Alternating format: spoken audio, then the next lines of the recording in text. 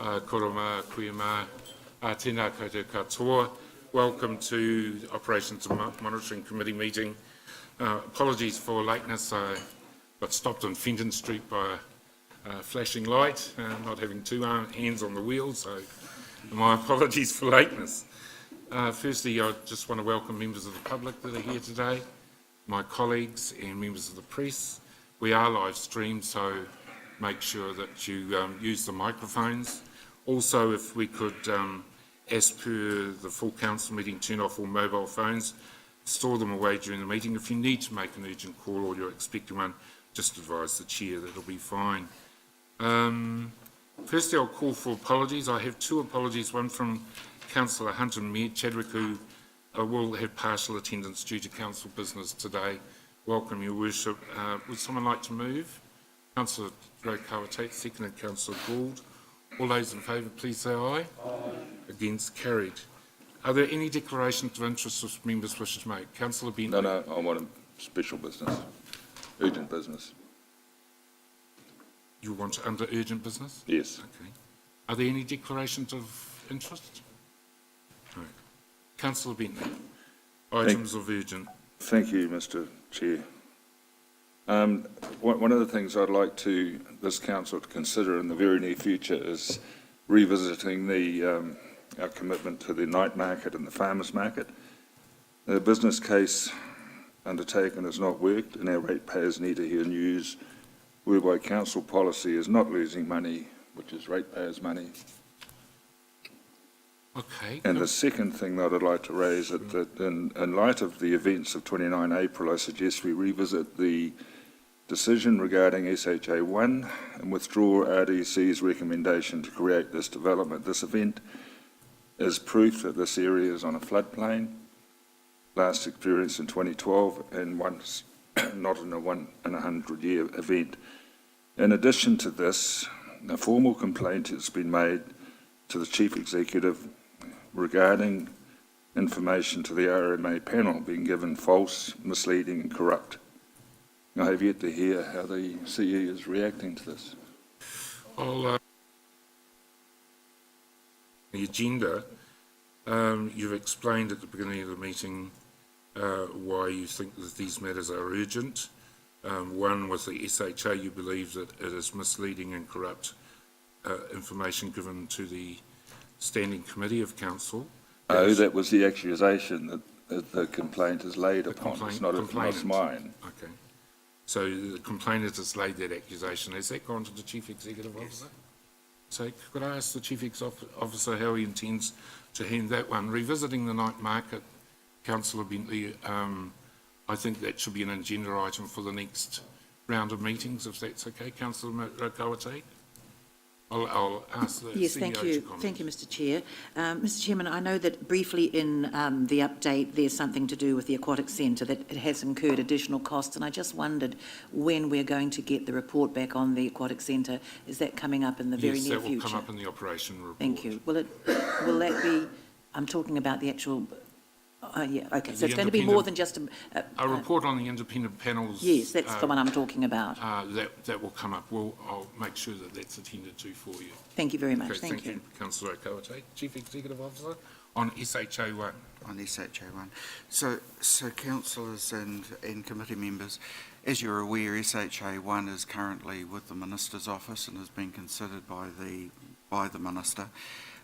You will have seen that the Minister has made comment already on these matters, and of course I would add to that once the Minister has made a decision, if that decision is for it to go ahead, then all of the matters pertaining to flood risk and so on will be dealt with through the consenting process. If I can just go back to the aquatic centre for a moment, the aquatic centre paper will be reported to council. It was a council request, and that will be coming up at the next council meeting. The work currently being done, undertaken by staff, is to ensure that the independent panel's recommendations and views are actually given to the union, and staff in the union have the opportunity to actually provide feedback, which is actually being undertaken the moment. With regards to the complaint, there is actually 2 complaints made. The first has been answered. The second is a follow-up to the response made, and a response is currently being formulated for that. Councillor Bentley, would you like to make any comment? Thank you for that. I do hope that we have the information prior to Mr Dillon leaving our council employment.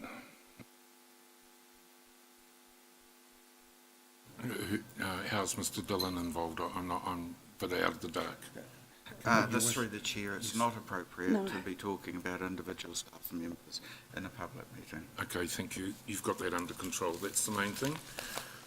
Thank you, Councillor. Oh, Councillor Gould. Thank you, Mr Chair.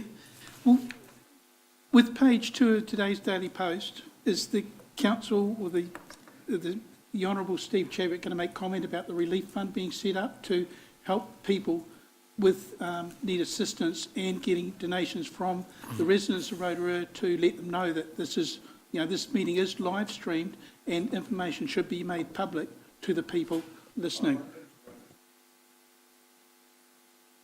We've got Bruce Horn coming in to give us an update. I'll get Her Worship to make comment on the relief fund, unless you've got something. Look, I think that's part of the Controller's update, and I do urge Council to look at the daily updates that are coming out, and we put the number of the contact centre and the 0800 number. So I think all inquiries that you get, because I won't be here at 10:30, could you put them through? And that's the phase where we are really encouraging people at the moment, even though they think they've dealt with the initial first stage and you hear about it, could they please still be encouraged to register, because we're trying to do the mapping of how extensive that was before we go into recovery phase. So that's very important. You'll all be picking that up. Please do contact the call centre or the 0800 centre, and they come together, and then we're ready to collate just how widespread this is. It's now bigger than we initially thought when the declaration happened on Sunday. But Bruce Horn will cover all that. Thank you, Your Worship. I think one of the things, and I'm pleased, Mr Chief Executive Officer, that we're getting the daily updates, because obviously the focus has been on Nongataha, but however there are many other spots within the Rotorua area, as you have just said, Your Worship, that also need some attention and some addressing as well. Okay, well, we'll head back to the agenda unless there are any other items. Yes, Mr Martin, late item. Thank you for what you've just said. There's other areas, Mr Chairman. Rotorua is badly affected as well. Yeah, thank you. Yeah, we'll get that in that briefing. Okay, I'll turn to page 7 on your agendas, which is the minutes of the previous meeting, and thank you to Councillor Tapsell for chairing that meeting in my absence. I appreciate it, and looks like you did a pretty good job. Would someone like to move that those minutes be accepted? Councillor Gould, seconded Councillor Kent. Are there any matters that any member wishes to raise that needs to be updated or corrected? There appears to be none. All those in favour, please say aye. Against, carried. We'll turn to page 12 now, the staff members' report, and I'd like to call on Thomas Colley to overview the report and answer any questions that you may have. Thomas, welcome. Thank you, Chair, and good morning, councillors and board members. I'll just give Hilda a second to, there we go. I'd just like to open this up by saying that the report in front of you was obviously written before the events of 29th of April. Those events have obviously had a devastating effect on parts of the community, and the Controller will soon give an update of where that is at. But what we have seen is obviously some large impacts on some of our infrastructure, and particularly roading in the Nongataha area and Tarawera. So as such, I think some of the optimism that I had in my report around our ability to claw back some of our operating deficits and being closer back on budget, I may now not be as optimistic, but we are still working through understanding what they look like. So just a little bit of a warning there. I think at the time, though, income continues to track ahead of budget and continues to do so, and in particular that's around the fees and charges in the consenting area. So we've had some really strong demand on some of our services, and as a result those revenues continue to track favourably ahead of budget. On the flip side, operating expenditure is the reverse, so continuing to track ahead of budget. Some of that is down to demand, and obviously some of that is down to the events that we talked about before. So I did take on board your comments last time, Councillor Kent, around breaking down that variance a bit more, and this is roughly what it makes out of it. If I look at the majority of the variance, though, the majority of the variance is responding to weather events, and obviously the latest one will put even more demand on us. The solid waste and the electricity. By far, those three events are causing the majority of our financial pressures in our operating area. In and around that, though, there are other demand pressures on our services, and they're far and wide across our services. The closure of Shimpak, we're now seeing a little bit of a financial impact of that. So some of it is down to the loss of revenue, but some of it is actually down to some of those events that were scheduled to be held in Shimpak were moved to the EEC, and the EEC has a higher cost of operating than Shimpak. So it was difficult to obviously pass on some of those costs to particularly community events that were scheduled to be held in the Shimpak. And the aquatic centre as well. So there's a little bit of financial pressure there. And Motopia, so please bear in mind that we've got a separate item under Motopia, so we'll probably prefer that all questions relating to that event go to that item.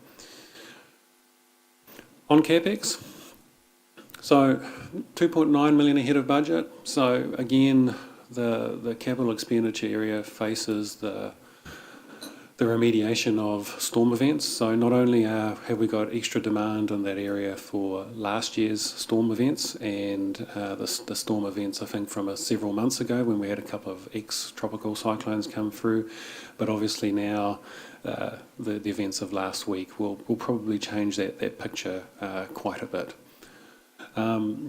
We continue to have pressure from the timing of the eyesight and the variations, the Civic Centre refurbishment with a slight uplift in costs due to what we found once we pulled the internal linings off, and the weather delays for the inner city. But by far and wide, I think it's probably evenly spread across those that with regards to where the pressures are, but again, I just iterate that the remediation of storm events is again placing us under a bit more pressure, and we're doing some work at the moment to understand now what the latest how that will impact on our finances. And we've also got some risk on the timing of the capital subsidies. So you'll notice in the report that it's about 5 million behind budget. It's very likely at this stage now that 4 million of that won't be received, and that's down to the timing of some of the work on Rotorua. So obviously the subsidy won't be received if that work's not done, and so that'll likely now transfer into the next financial year. The forecast for the year, so I think my optimism has changed a little bit. While we're planning on getting closer to the operating budget within 1% or $1 million, that's likely now stretching out to $1.5 to $2 million, just with some of the added pressures that have come on recently. Capital expenditure still continues to be under pressure. We're still actively working to ensure we end up on budget or as close as budget as possible, but once again, so we're just going through a latest exercise at the moment of seeing where we will end up, what can be reduced again, what can be deferred, all those sorts of items with regards to seeing how we can end the year. But at this stage, And the current financial pressures, so taking those on board, I think the current financial pressures will likely have an adverse effect on our borrowings at the end of the year. I previously indicated that we would likely borrow an additional 1 million on top of where we thought we would borrow for the year, but obviously this, in light of what's happening now, that's likely to change. I don't have those details for you at the moment, and so that's just something we're working through at the moment to understand what that could potentially look like, and obviously work towards making sure that any adverse impact there is minimised. Any questions? Yeah, just while members are getting ready for questions. With the subsidies not coming through in this financial year that are actually capital's been spent in this financial year, will that show a credit next financial year, and will that impact on the amount of borrowing that we needed to do to cover those projects starting? Yes and no. So in many cases, if you don't receive the subsidy, it's because you haven't done the work, so therefore you haven't incurred the cost. So that's the first element of it. But there's also times where the work takes place very late in the financial year, which is something we're also facing, and therefore we accrue the income to say that we are due it, but sometimes it does get paid into the next financial year. So obviously when you've got that, that could mean that our borrowings could be temporarily higher than they needed to be because of the timing of those receipts. Yep. Councillor Gould? Mr Chairman. Thank you, Thomas, for your report. I know you don't want a question on the Mud Festival, but I'm going to give one anyway. On page... We've got a separate report on Mudtopia. I would rather... No, this is to do with page 13, Mr Chairman. It's to do with the figure. On paragraph 6, you mentioned $570,000. Questions until we get the separate report on Mudtopia. That figure is in that report. This as is well. to do with the question of the actual operating deficit of $3,243,000 on page 12. Can I ask the question then, Councillor Gould? On page 39, you mentioned capital expenses of $170,000 on the Mud Festival. Is it capital expenses of $170,000 included in your operating deficit of $3,243,000? For you, Chair, clearly not, Councillor, because that's capital expenditure and not operating. A question, Thomas, about the accumulation of adverse weather events and insurance. Is there any possibility of recapturing any of that expenditure in insurance claims through EQC or anywhere else? Yes, we have put our insurers on notice. They actually made contact as well to see what assistance they could provide us. So we're working through that. I think where you've got damage like slips and those sorts of things, they're very hard to insure for things that are just considered maintenance, I guess, as a result, versus just damage to the infrastructure. And so we just need to work through and understand reinstating infrastructure that's significantly damaged versus clean up, those sorts of items, and then what are some of the things, not all our assets are insured, and making sure. So as an example, I understand there's an issue with a bridge, so bridges generally are insured, and so making sure that therefore that the damage that was incurred is in line with the policy, and we would look to obviously recoup our costs on that one. If I can just add to that, we've also applied to NZTA for emergency assistance for reinstating some of the work that needs to be done at the moment. Of course, the challenge that we've got, we're very now late in the financial year. If you couple that with our level of current completion rate on capital works, it's unlikely that we're able to hold other things off, and so this will directly impact the bottom line of the organisation this financial year.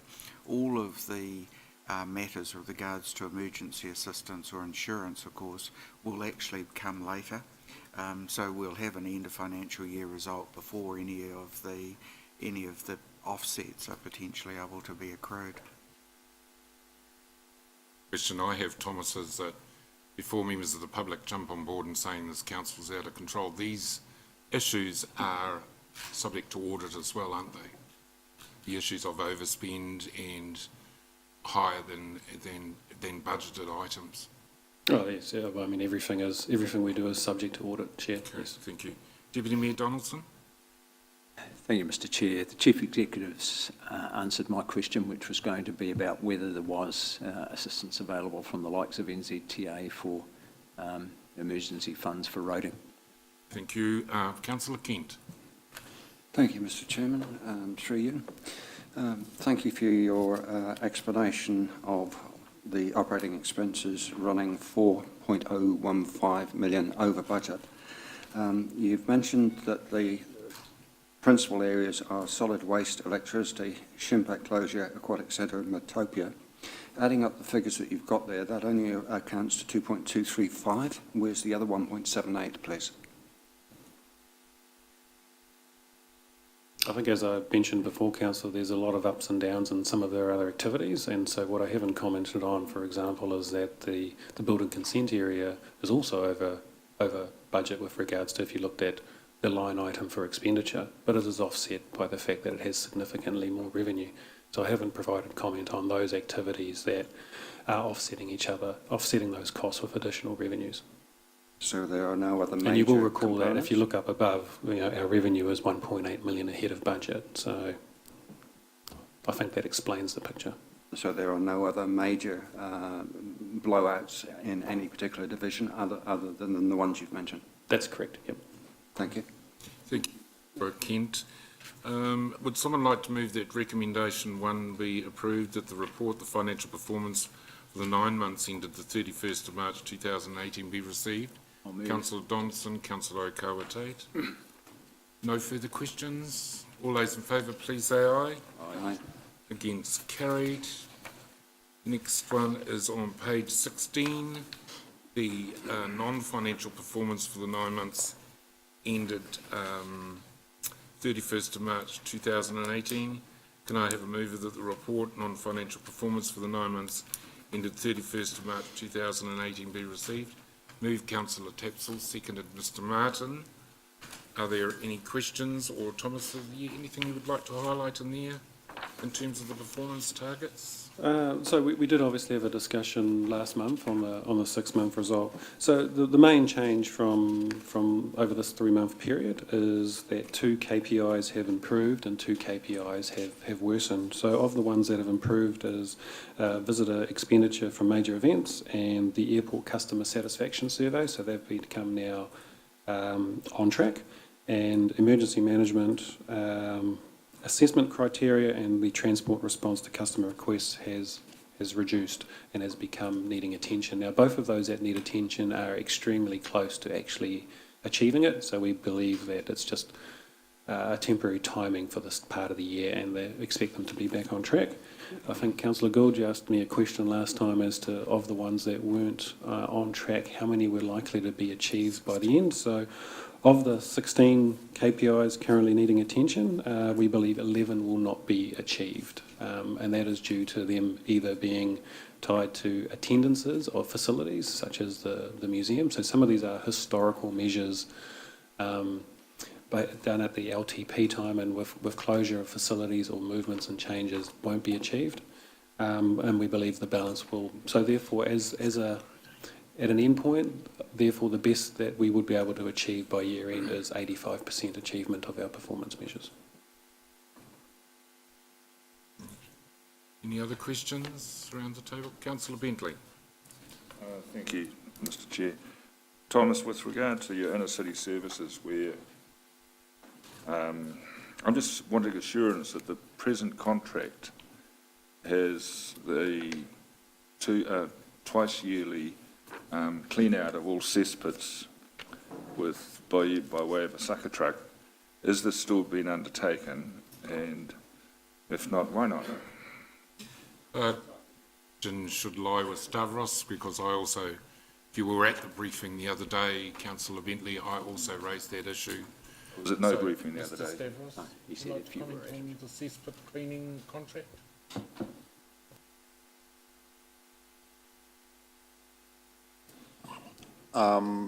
Cesspits have a performance requirement of retaining an outlet free float of 150 millimeters below the invert level of the outlet pipe.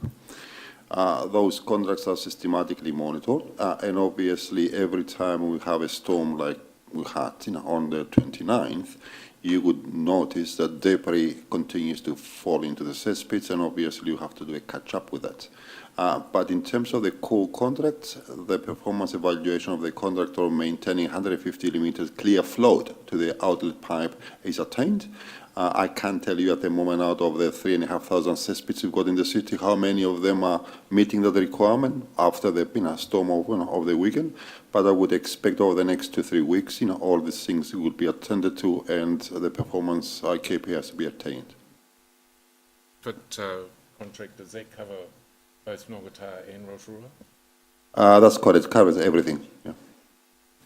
Councillor Bentley, you happy? Okay, thank you. Any other questions of the non-financial performance targets? Yes, Mr. CEO. Just referring to Councillor Bentley's question, there was a briefing for councillors organised on Monday and actually provided. I think one of the things, if I could actually take this opportunity to say that the rainfall event that we had over the weekend would be classified as well out of the ordinary and in fact outside of a 1 in 100 year event. The challenge that we have as an organisation is that the performance standards of our stormwater are designed to cope with up to, in some cases, a 1 in 50 year event, and in others, a 1 in 100 year event. Now, the ability to actually design infrastructure and to actually have infrastructure available to cope with any event is well beyond the affordability of any community. The fact that I think that what you saw and many people have commented on is the flooding effect in terms of our main areas actually dissipated very quickly. And that was actually the performance of the stormwater system actually draining and ensuring that where flooding occurred, it wasn't actually long lasting. We'll certainly be looking at all of the issues with regards to the stormwater performance and the infrastructure around that. But I think it's important to note, though, that the cesspits and so on that are in our community have actually a performance requirement which they're meeting. The event that we had over the weekend was well outside of those performance expectations. I actually support Councillor Bentley raising the issue, but I just wanted to gain an assurance from Stavros that the attention to cesspits will occur as part of the clean-up, particularly in Brookdale, Streamdale, Pioneer, those areas that were vastly affected because the cesspits, in my observations, are already full. So I understood that was part of the clean-up anyway. Your Worship, Deputy Mayor Donaldson? Donaldson? Oh, it was on that issue, but that's go on. Well, mine was on that issue too. You first. Ladies first. I think the response from the engineers during the time that you'll hear in the briefing was that things resumed back to normal and flowing and working very quickly, which was astonishing given the amount of rainfall and the other aspect of public health in terms of drinking water. The public was safe right through a deluge like that, and I think that is a testament to our systems. It's the forward thinking of affordability on stormwater that we're going to be really concerned about. Does the ratepayer pay for it, or is it done by regulation? That's the question that we should be asking ourselves. Another forum in the LTP. And in the case of SHA1, it will be the developer who pays to ensure that any land drainage issues are attended to, otherwise the development doesn't go ahead. That's how I understand it. Deputy Mayor Donaldson.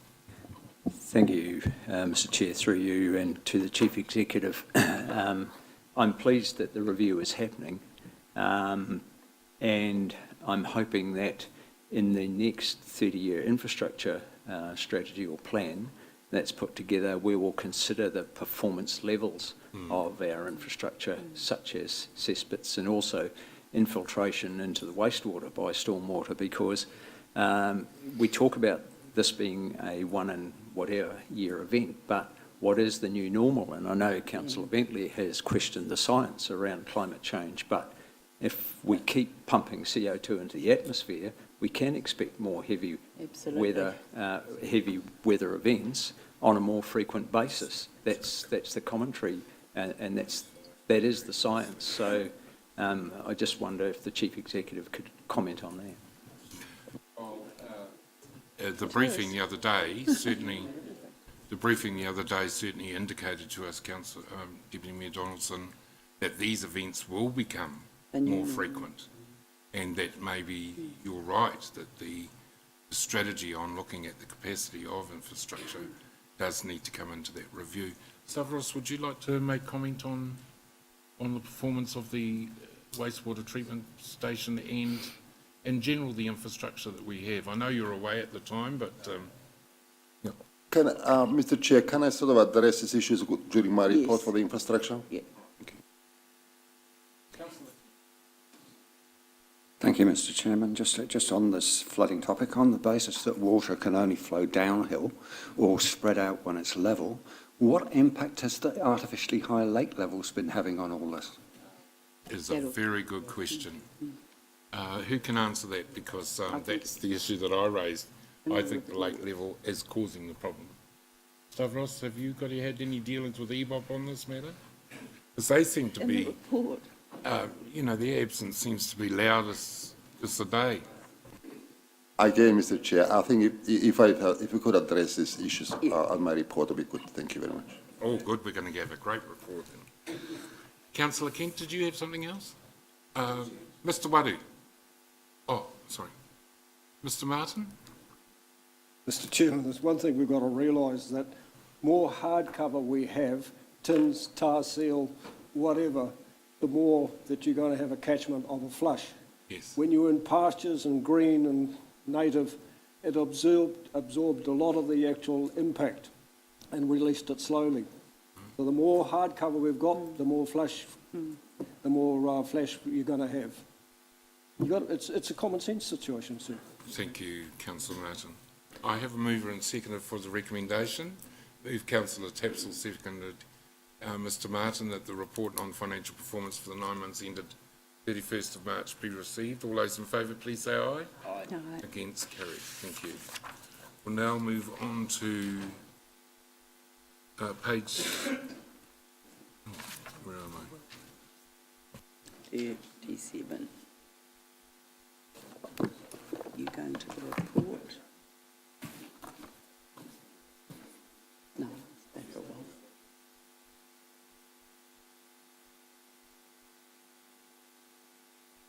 What we'll do is I've got Bruce Horn coming in at 5:30, so what I thought we would do, thank you Henry for tuning up, what I thought I would do is we'll go to the operational reports for March to April on page 41. We'll come back to Mudtopia. Please don't think I'm placing any less emphasis on the Mudtopia report, because I'm not, but I do want to refer you to page 41. And can I have a mover that the operation reports for March to April 2018 be received? Councillor Akawa-Tate, Councillor Kent. All those in favour, please say aye. Against, carried. We'll start with the infrastructure group. Seems Stavros, it's a hot topic at the moment.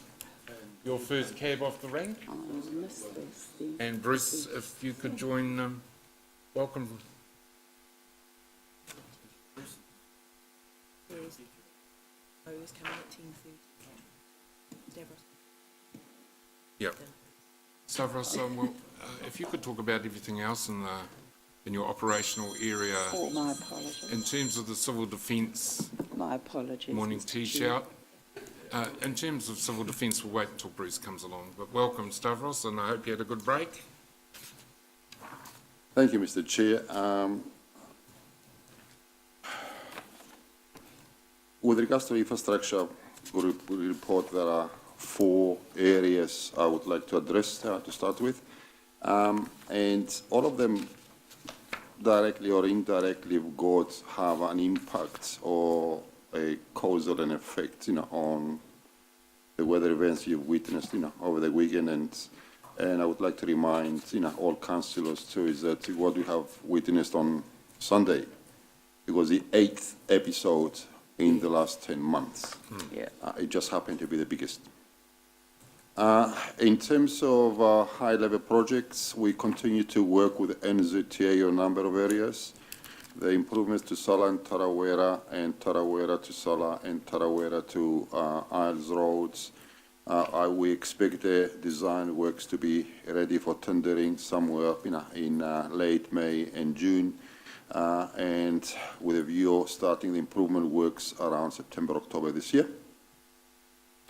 We are also working with NZTA to finalize a business case, detailed business case for the four laning from the Isles Road, to the airport. As you are aware, the new government has announced their GPS, a government policy statement, which defines a new framework for considerations of funding infrastructure and transportation projects. NZTA are in the process of digesting those new guidelines and to adjust the detailed business case to meet those GPS.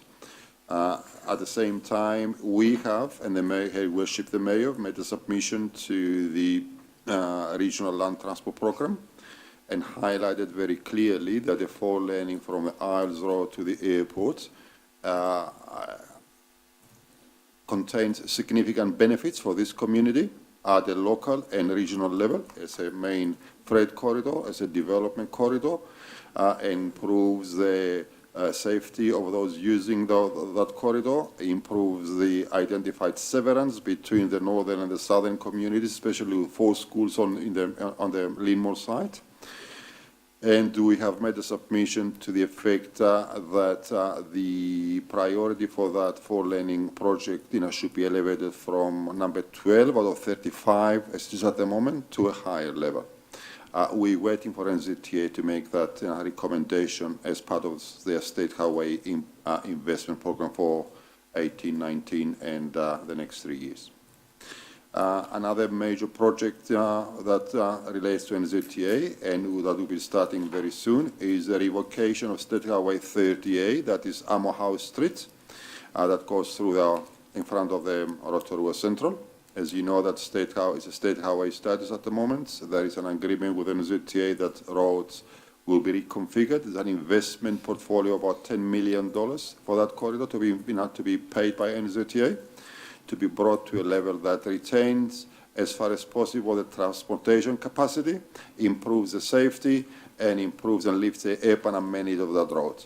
A steering committee has been established, comprising myself as the chair of the steering group, and NZTA as a funder, a consultant. We are involving the Chamber of Commerce, we are involving the retail association to commence the detailed design of that work, with a view of tendering it out over the next 6 to 12 months, and before we accept it as a city arterial road. Again, another major project we are working with NZTA, as my colleague Thomas said, over the last 12 months we suffered the consequences of significant numbers of adverse weather events. That necessitated a significant operational and capital expenditure to repair and reinstate transportation corridors. We have applied to NZTA for emergency funding, and to that effect, we have secured about $750,000 additional funding for this financial year. And obviously, with the events of last weekend, we're making another application to allow us to continue to rectify the damage occurred. And some of you probably would have seen that we've got slips in Mountain Road, we've got Paradise Valley bridge suffered some damage, or Arifakato bridge suffered damage, Tarawera Road suffered damage. All these sort of things cost money, and obviously NZTA needs to come to the party and pay their 54 financial contribution to that as an emergency support. In terms of other major projects, the Rotorua wastewater reticulation scheme is progressing. We're making significant progress into the earthworks for the wastewater treatment plants. All the enabling works in terms of lease agreements, the EU liaison group and so on are in effect at the moment, and we are progressing for the reticulation of Rotorua and the installation of pretreatment systems there. And things are going to plan, with the effect over the next 12 months to complete Rotorua and the treatment plan.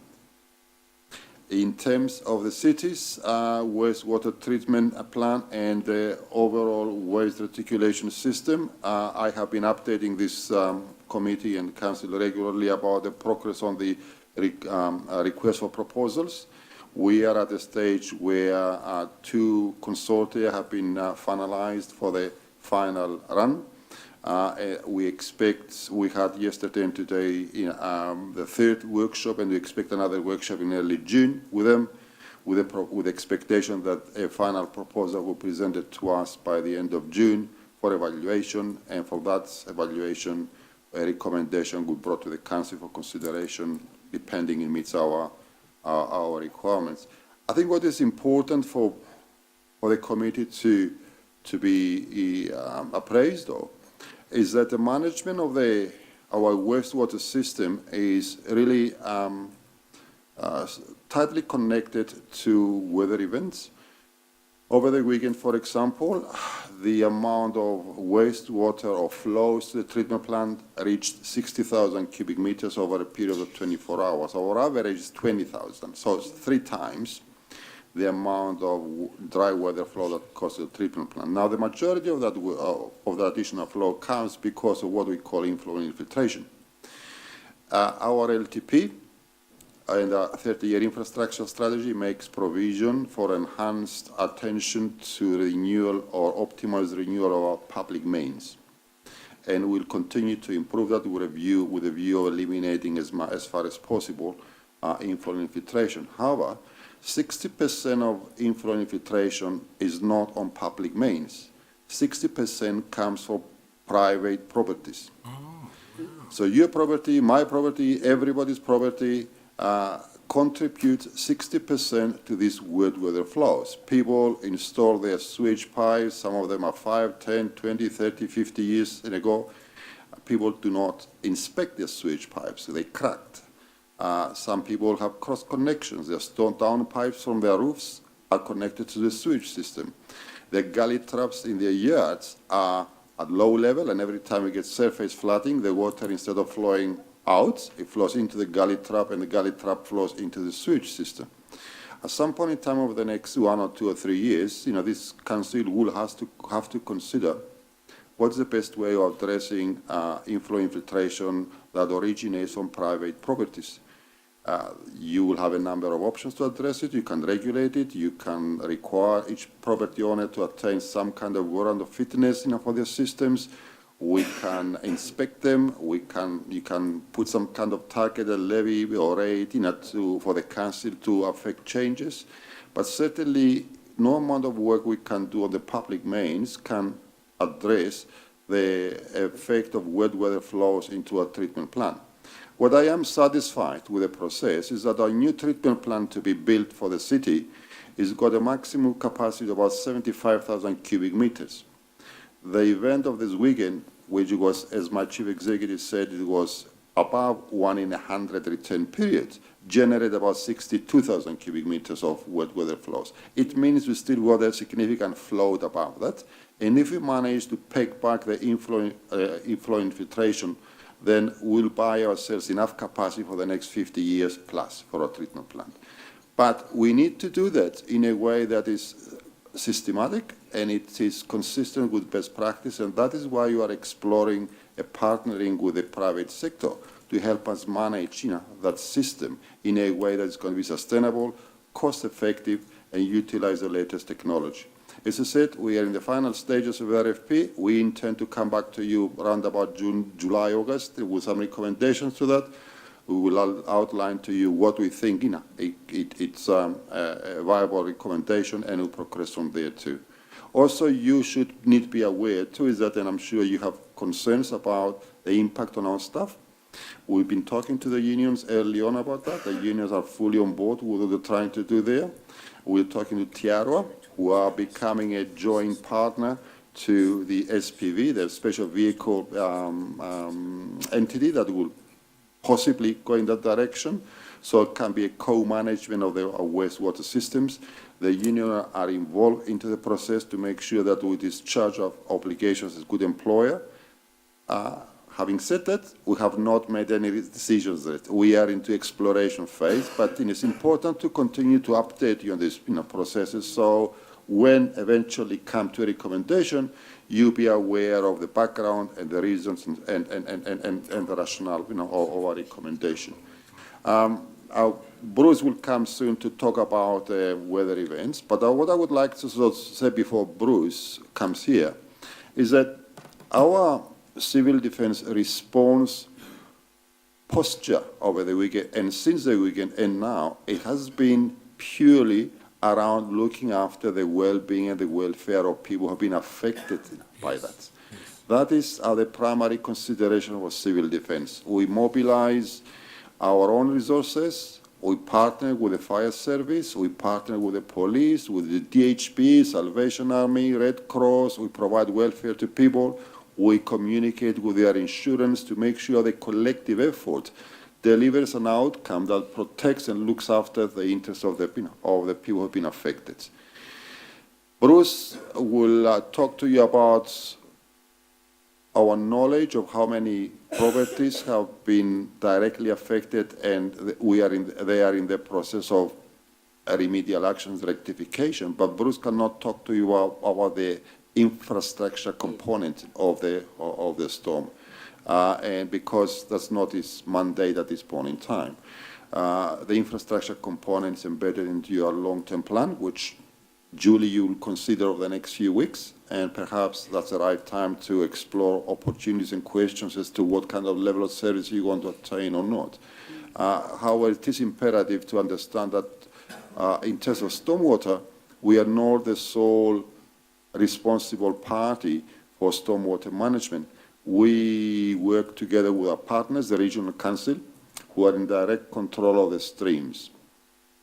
And give you a quick example of what's happening with the streams. All our stormwater, especially around the Rotorua Basin, are directed into streams.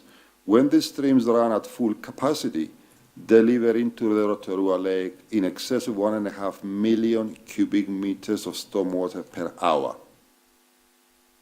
Now, multiply that by 24 hours, and you can get the volume of water that runs through our district and into the lake. Mr. Martin said that while we have impervious surfaces for developments, we having obvious limited ability of the ground to soak that stormwater.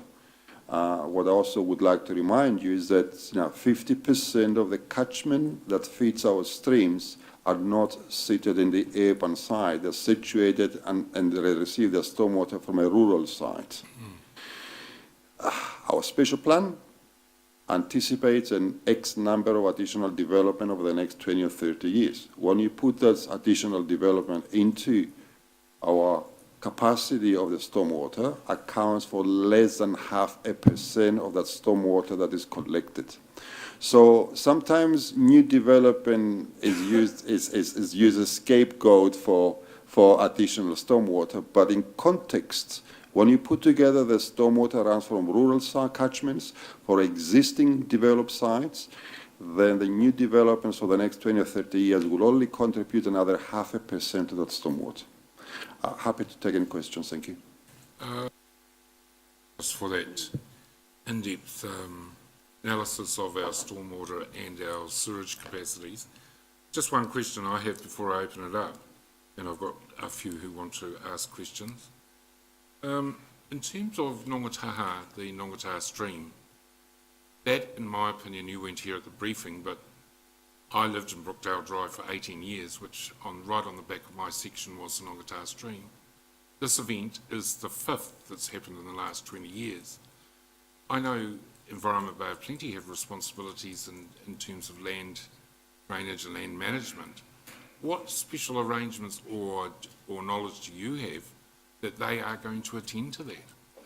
And are you going to be part of the joint discussions on that issue? As I said earlier, Mr. Chair, our stormwater network for the city, for the district, comprises the lakes, the streams that lead to the lakes, the pipe that leads from our houses, to the streams, and the roads act as a secondary flow path, for those pipes. The regional council is responsible for the lakes and the streams. The streams, each stream has got a design capacity level of at least 1 in 100 years. As part and parcel of the regional council's long-term plan consultation process, we have made a submission to them, identifying that we need to see, to work with them and see systematic evidence that the capacity of those streams is maintained at that 1 in 100 year level. We also have agreed with them that we will consider what we call a global resource consent for stormwater management that will incorporate not just our pipes and the pipes that come out of our new developments, but also the streams they control and the way they manage the lakes and the lakes levels, as Councillor Kent said earlier, because the whole thing is one system. Every time you tinker one part of the system, it's got a flow and effect of something else. So there's a commitment between us and the regional council to work collaboratively on that, to identify effective and efficient ways of managing the system in totality, and not to focus attention only on the new development, which, as I said, it contributes only a small fraction of the stormwater that flows in our district. Thank you. Thank you, Stavros. Councillor Donaldson. Thank you, Mr. Chair. Through you, I just got two short questions for Stavros. On the road reseals mentioned on 52, 53, could you give me an update on Tarawera Road? I've had a couple of questions about what's happening there. So it was sealed once, then it was patched, and then I've been out of the country for 48 hours and I come back and I see the lower section's been resealed again.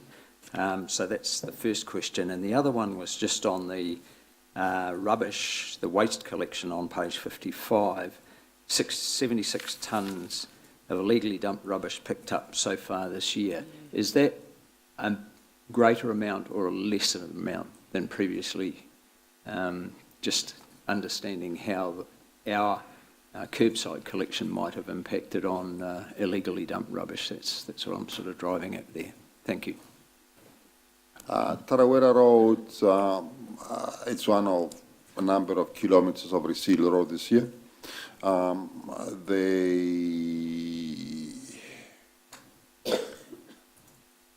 contractor is required to apply a 2-coat chip seal on Tarawera Road. It's required to ensure that the chip seal has got a maintenance period of at least 12 months. On Tarawera Road, because of the gradient of the road, they've lost some of the initial chip seal, the same way as Devon Street and a couple of other areas.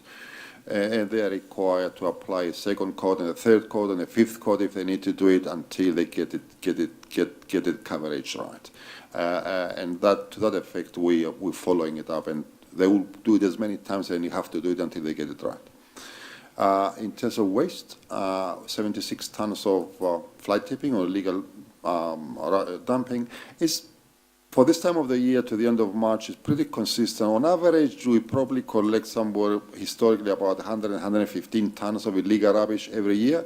I know the chair gets extremely frustrated, with that issue, and consistently reminds us, about the locations. We are frustrated too. I don't think it's really sort of inconsistent with historical trends. Having said that, we notice, and you see in our reports, that we are actually collecting more waste per household than historically, because everybody's got a larger wheelie bin now than instead of paper bags. And I think that's a situation that we'll try to address. Thank you.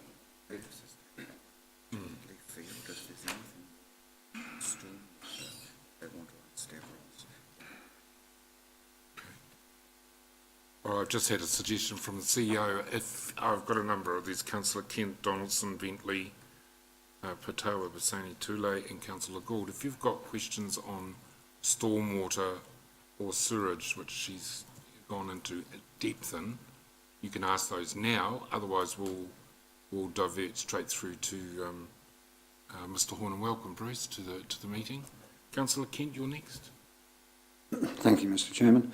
Through you, my question is whether we have any historical correlation data between the lake levels and flood events.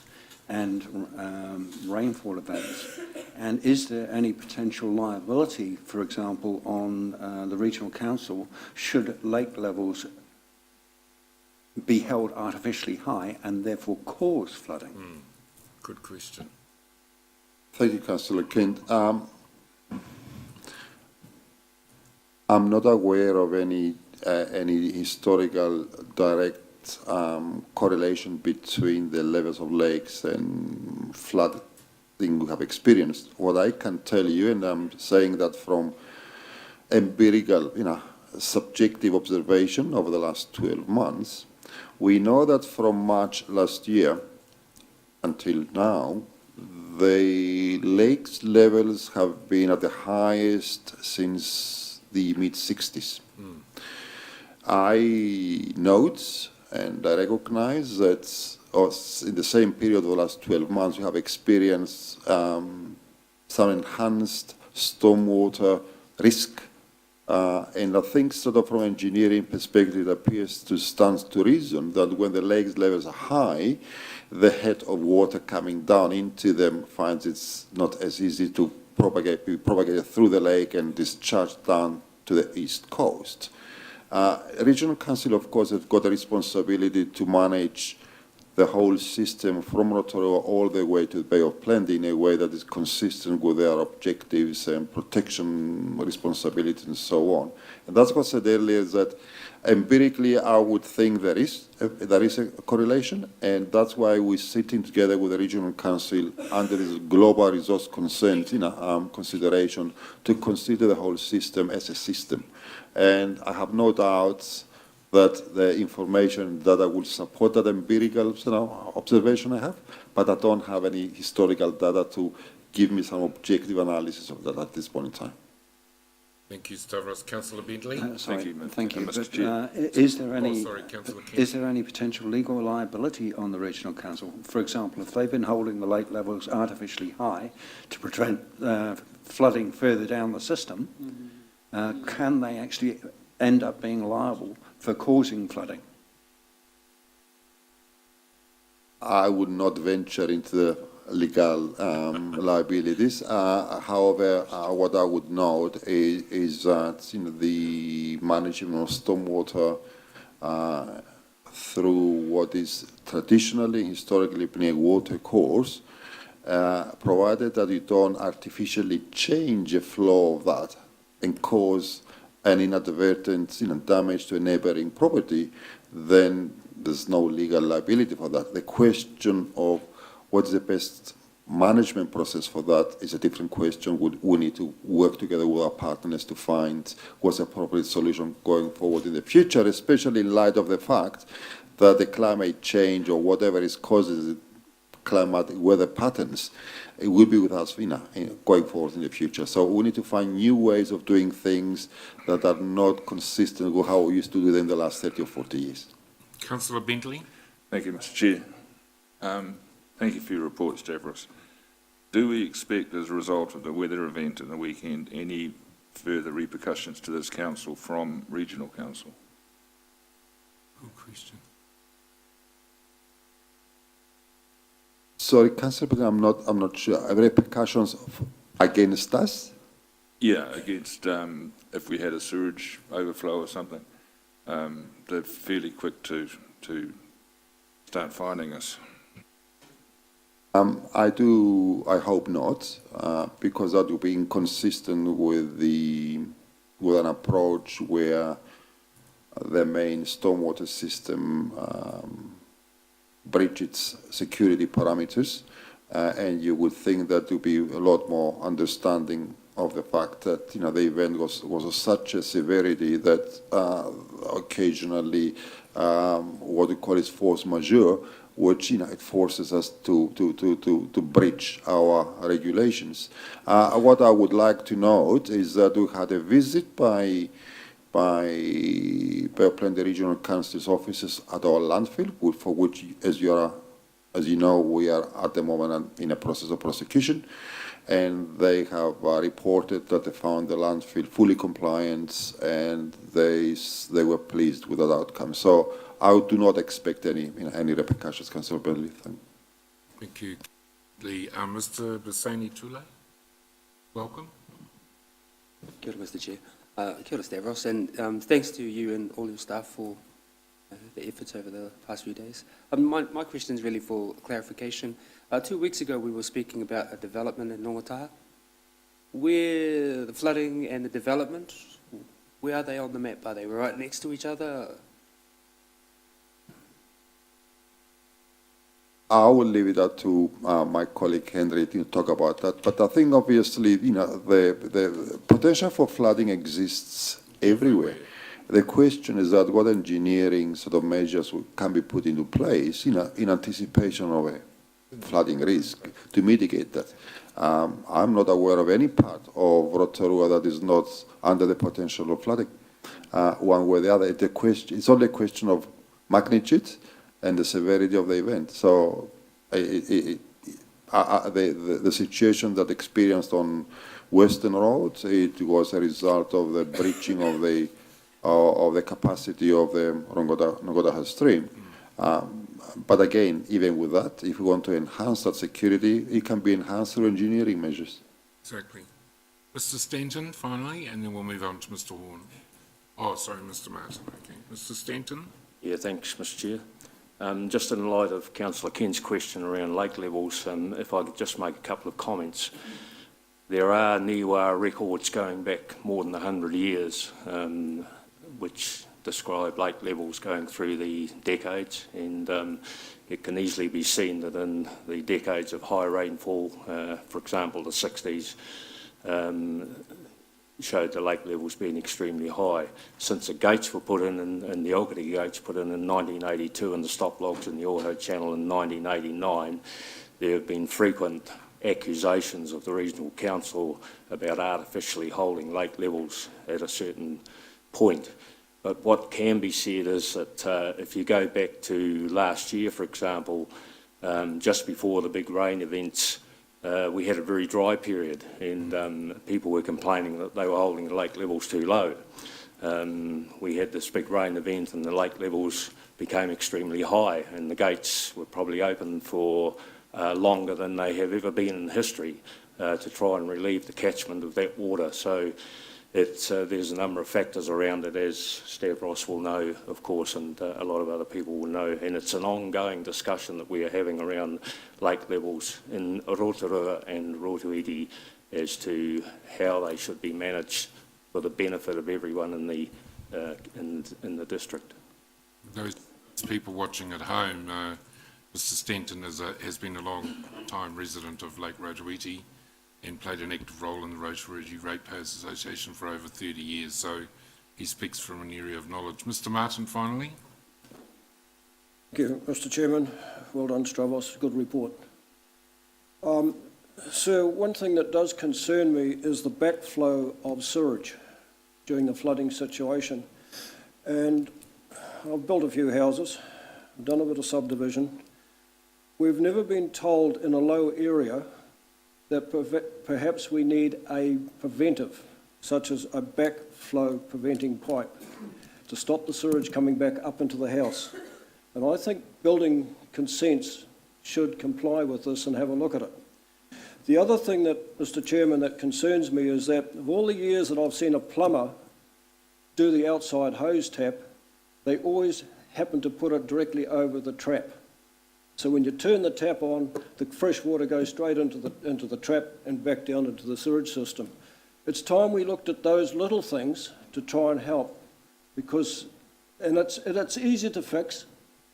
Perhaps, I don't know, I'm not a technician or anything like that or developer in that aspect, but to prevent it, I'm sure we can in the low-lying areas to stop sewage coming back in, because that's what's contaminating houses after the flood's gone through. Thank you, Mr. Chairman.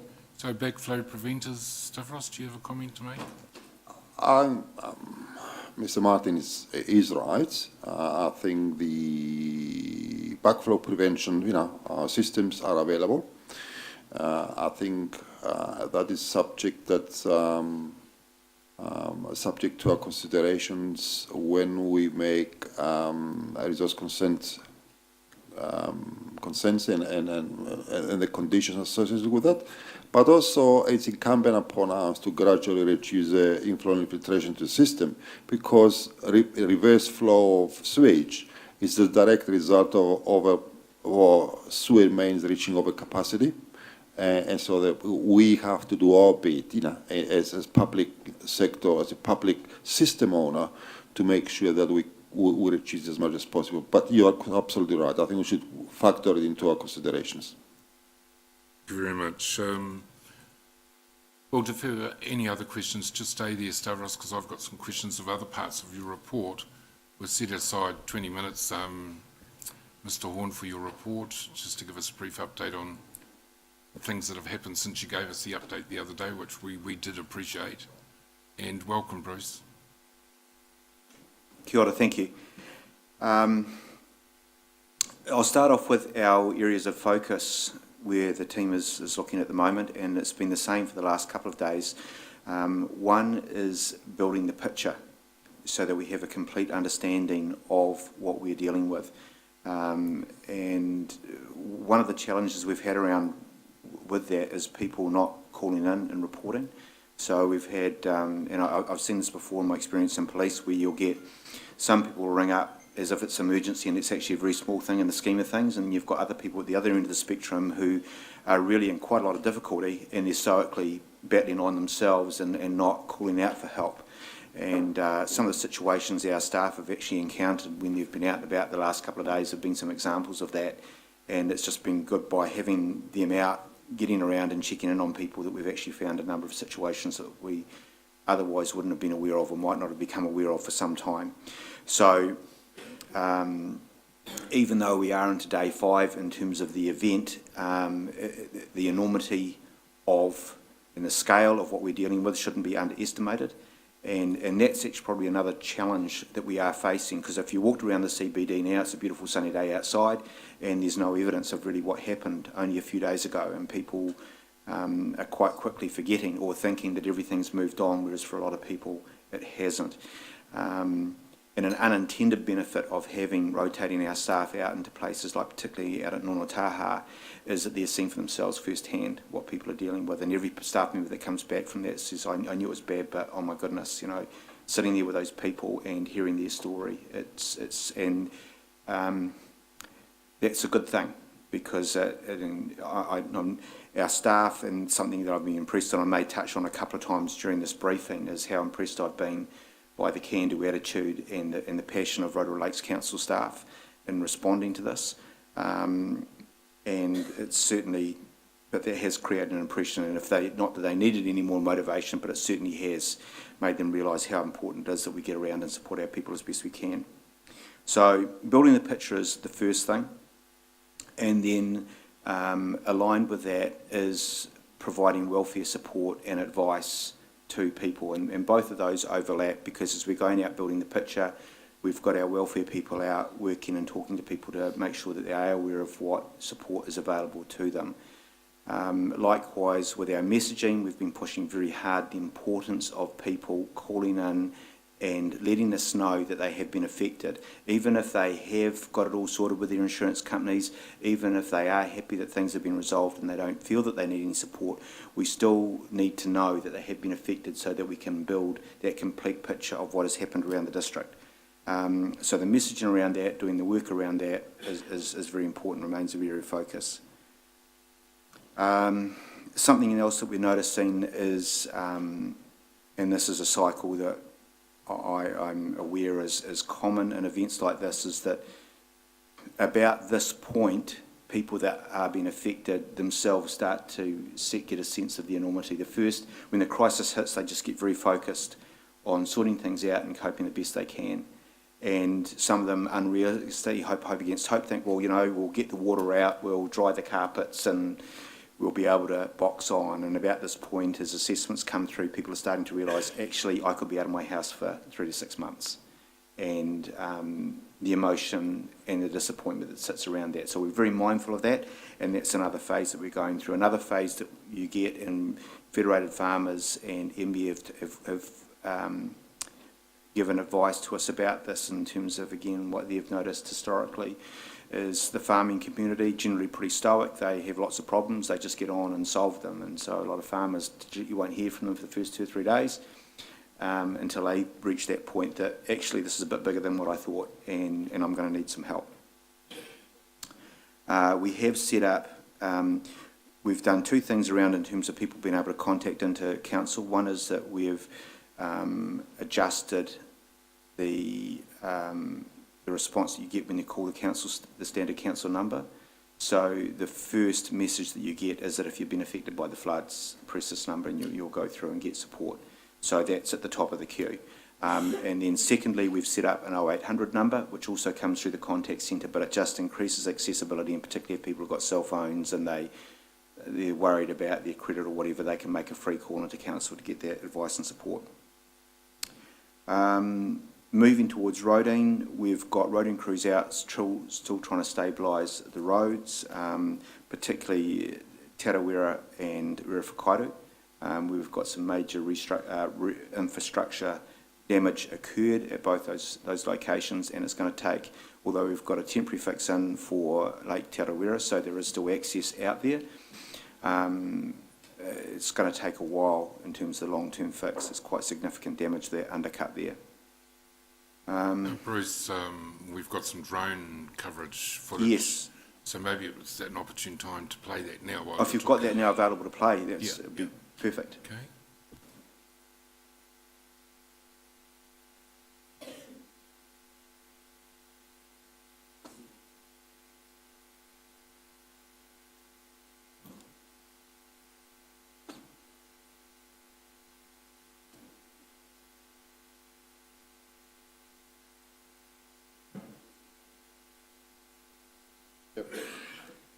Yeah, that's correct. Again, sort of, I think the evidence you see here is that most of our damage in terms of infrastructure was suffered where streams cross, pass with infrastructure. You see to your right-hand side, the abutment, to the right-hand side has been bypassed by the water with debris washing behind the abutment and scouring the support. And to the left-hand side, you can see the completely wash out there. We have technical structural engineers looking into that at the moment, and the piles, thankfully, are quite deep.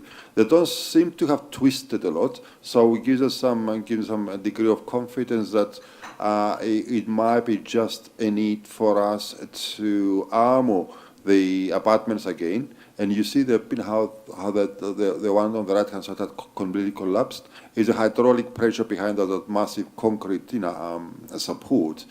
And obviously we can't take the risk of opening that bridge until we actually have a full structural assessment and understand whether we can clear the debris and re-armour that abutment at a level that is going to be sufficient for future protection. So it's just an indication of the severity of the water and the impact of the flow of water has had on structures like that. And I know sometimes people think that these things can be repaired overnight, and they can't. We just have to take our time and be careful about it. And you can see how much scouring in the riverbed, on the other side, downstream side, has been caused.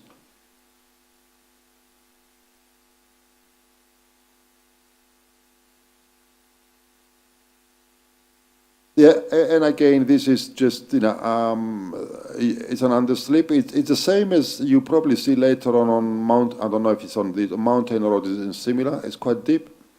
And I think that's caused by obviously surface runoff that's coming both from the road or from the uphill side of the embankments, above the roads.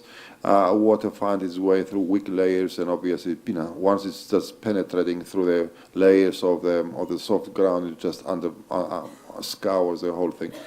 This is going to be a challenge because it's quite deep. You need to sort of create a solid foundation from the bottom. I would estimate about 10 meters deep. So by the time we will create a foundation and gradually build it up again, it will take some time. But in the meantime, we have to keep it safe because erosions like that have got potential to continue to become unstable. And obviously with new rainfall and coming the beginning of the winter, that we have a significant risk for that too.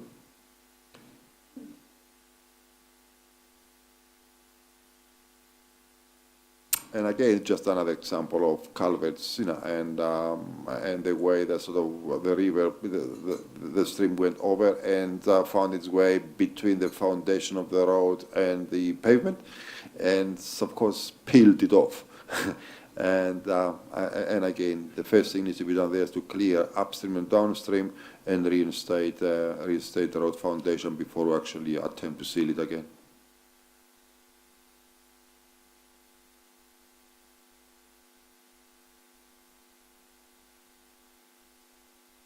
Same pictures, it's just consistent with scouring. Thank you. Moving on now to agency support. Another good news story is that Council took the initiative to contact the Insurance Council on Monday and make sure that you'd think that they would be aware given the national news, but to make sure that they understood the enormity and the challenges that we were facing. And as a result of those conversations, that resulted in assessors being flown into the country, just sped up the whole process for people that are making claims, and so extra assessors were being flown in as from Monday to help with people, and that's just speeding up that process. So that's been a really it's a small thing, but quite a significant thing for people in our community. We're also working with Ministry of Social Development, Rotorua, Public Health, and other agencies across in terms of what support they can provide. We've had great support from from EQC. They had a representative on the ground yesterday working with our team and getting around and providing people with advice. Likewise, we've had very good support from both the Regional Civil Defence Office and from the National Office, and we've actually had somebody from the National Office here on the ground since Tuesday, and we'll continue to have support in terms of a physical presence, assisting our team with the planning going forward over the next few days. In terms of the community response, there's been, and I'm sure that you'll have heard of a lot of this yourselves and anecdotes, but there has been a fantastic response across the community, and people are starting to organise themselves into groups to support the community. We're encouraging those. We've set up some conduits with the affected communities so that they can contact one another directly. There are a couple of drivers for that. One, that it speeds up the process, but secondly, it saves people. We ended up going through a bureaucracy in terms of getting some quite simple help organised.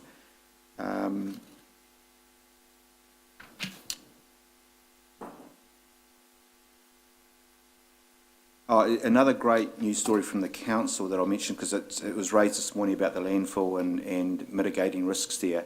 And again, a great piece of work by the staff that were working, realising that our sewage system was being overloaded, and they couldn't, and there was an issue or a risk that leaching from the landfill was going to get into waterways.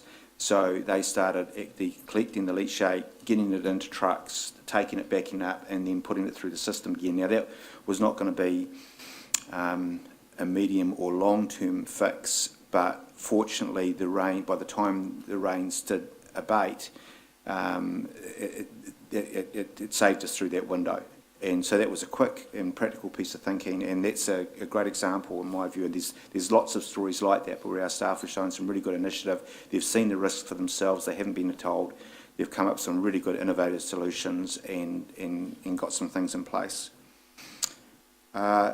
Still around the welfare area, support through donations. We've actually set up a bank account for donations. We've had a lot of people wanting to donate money, so we don't want to say no to that. So a vehicle for doing that has been set up. There'll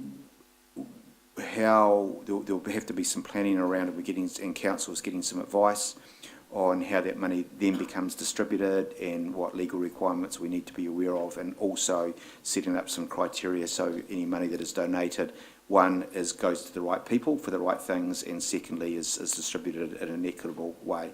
So all that work is happening, but at least we do have a vehicle for people to donate at the moment.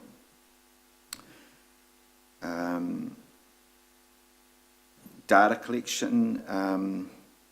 So, some facts and figures, because I'm being asked about those all the time, and the caveat on the information that I'm giving you is that we are still building the picture. So this is the best information that we have available, but the caveat is it might not, in the fullness of the time, it might not turn out to be 100% accurate. But as we know at the moment, we still have 45 buildings in Nonataha that have been damaged and require building inspection before we can let those people back into their homes.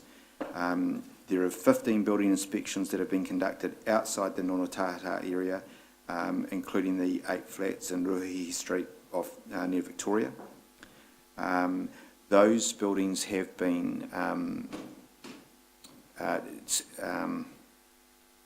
insanitary building notices have been posted on those flats in Ruhihi Street because they are not livable at this stage.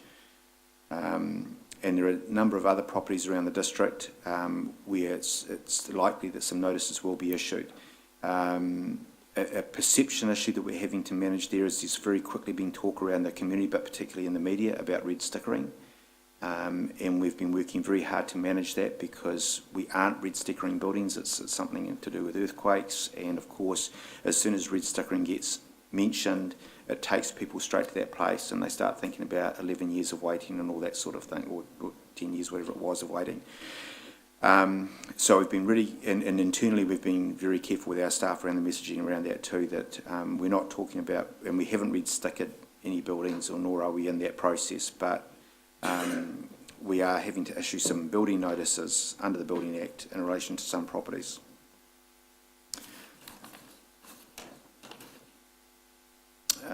Commercial properties, there are some commercial properties in the city that suffered damage, but the exact numbers we don't know at this stage, and we're still trying to collect that data. We're also working with the Insurance Council and comparing their data set with ours to make sure, again, that we've got this complete picture.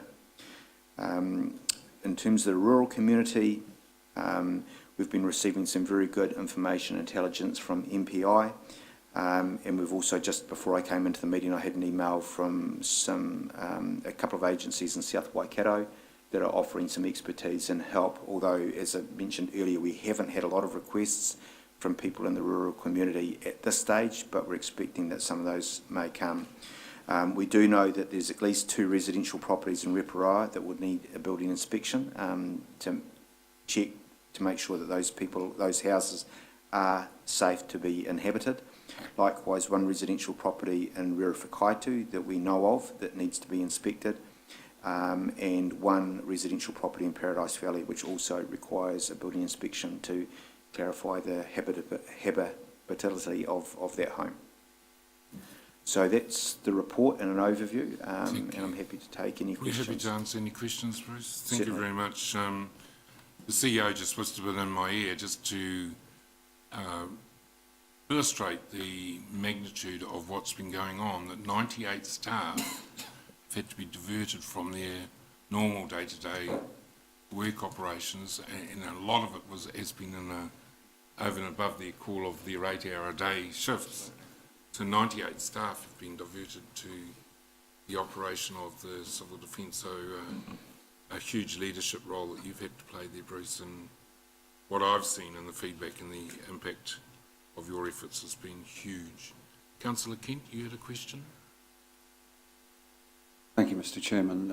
My question's actually already been answered. Okay. Mr. Wari? Tēnā koe, Mr. Chair. O tira korua, Stavros, Bruce. Tēnā korua. Now, mine's more of a comment, really. I just want to mihi nui to all those workers and the response that happened. I live on Pioneer Road. So I saw it all happening right in front of me. My parents live on Brookdale Drive. So we were pretty much in the heart of it, and we saw a bit of ponding and a little trickle down from the Break Farm Hill turned into a torrent river. Within about an hour and a half, it just saw caravans going past and fished out a couple of sheep out of the water, and cars being submerged. It was quite a experience, and I guess I'm one of the lucky ones. I was a bit higher than most but it still got close to me. So you can understand how much water was running through at that time. So yeah, I just wanted to mihi to the response to the council staff. Great job. They were there really quickly. The fire department, it seemed really coordinated right from the start. You know, when things happened, there were some people trying to get across. And there were a few people I had to say, no, don't try that, mate, because it was really strong. The flow just was unbelievable. So, yeah, that's all. And I know afterwards, too, pretty much the next day, sort of, if the dirt wasn't around, you wouldn't even have known. And that's a testament to the engineering stuff, too, I guess, the Stavros. So, yeah, mihi nui kia koutou. I spent a bit of time the other day ripping carpets out of helping out the neighbours and all that. So they're a resilient bunch, but yeah, it's still, I don't think it's quite sunk in yet. And yeah, I'll be encouraging them to sort of, those who haven't made contact to let you know that they have. So I guess after all that mihi, my question was, there were some that were really adversely affected. You know, the houses, like you said, they won't be able to return to them for another 3 to 6 months, maybe. And then there were some that were sort of affected in terms of being trapped and stuff. So what's the criteria to being affected? Bruce, I guess that's what I'm asking. Do you need to know every little bit or just the main ones?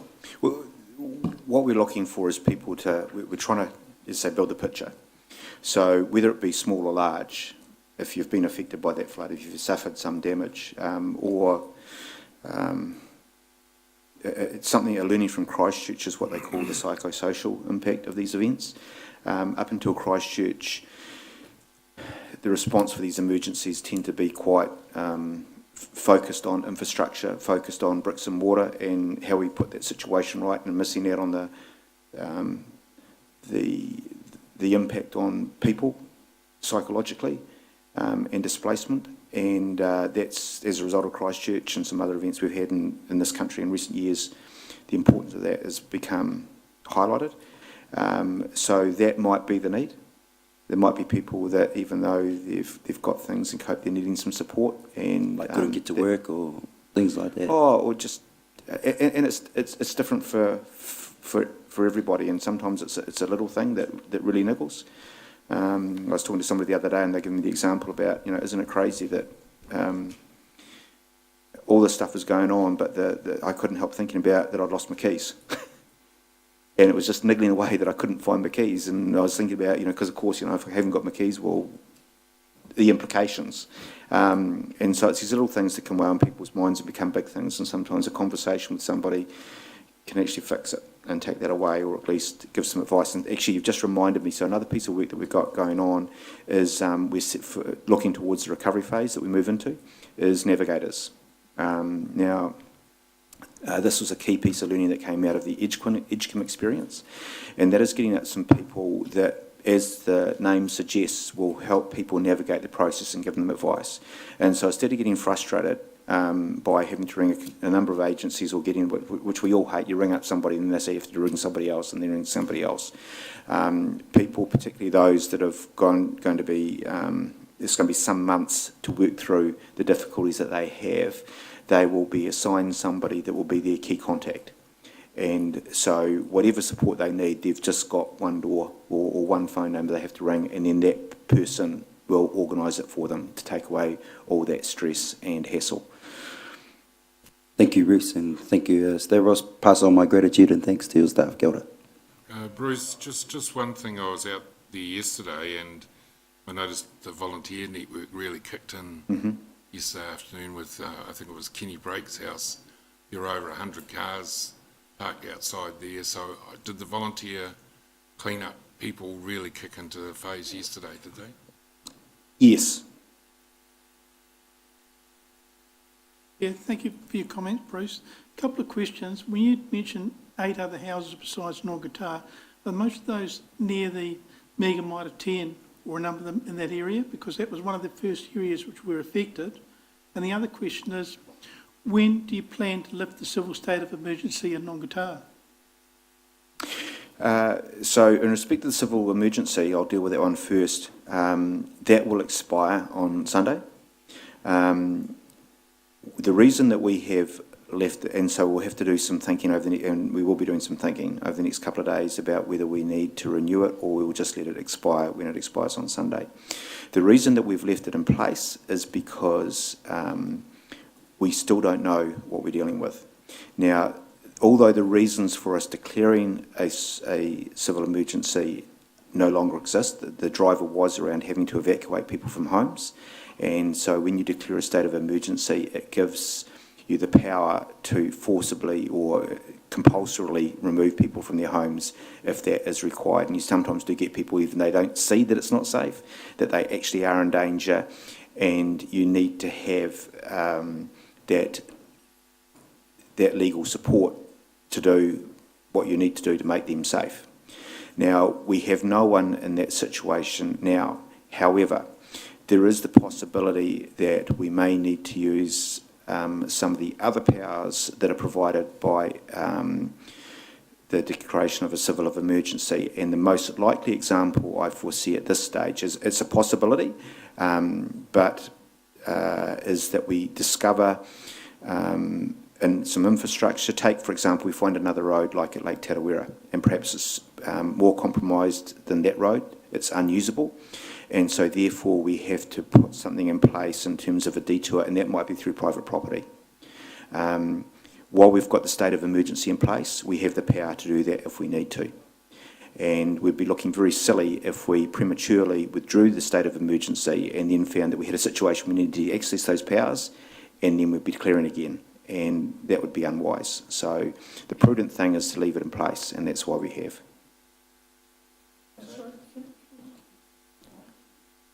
The reason I mentioned the blocks near Mega Mitre 10, you're talking about commercial properties before, there's a lot of houses which have been converted into commercial properties. So as insurance purpose, they're classed as insurance buildings.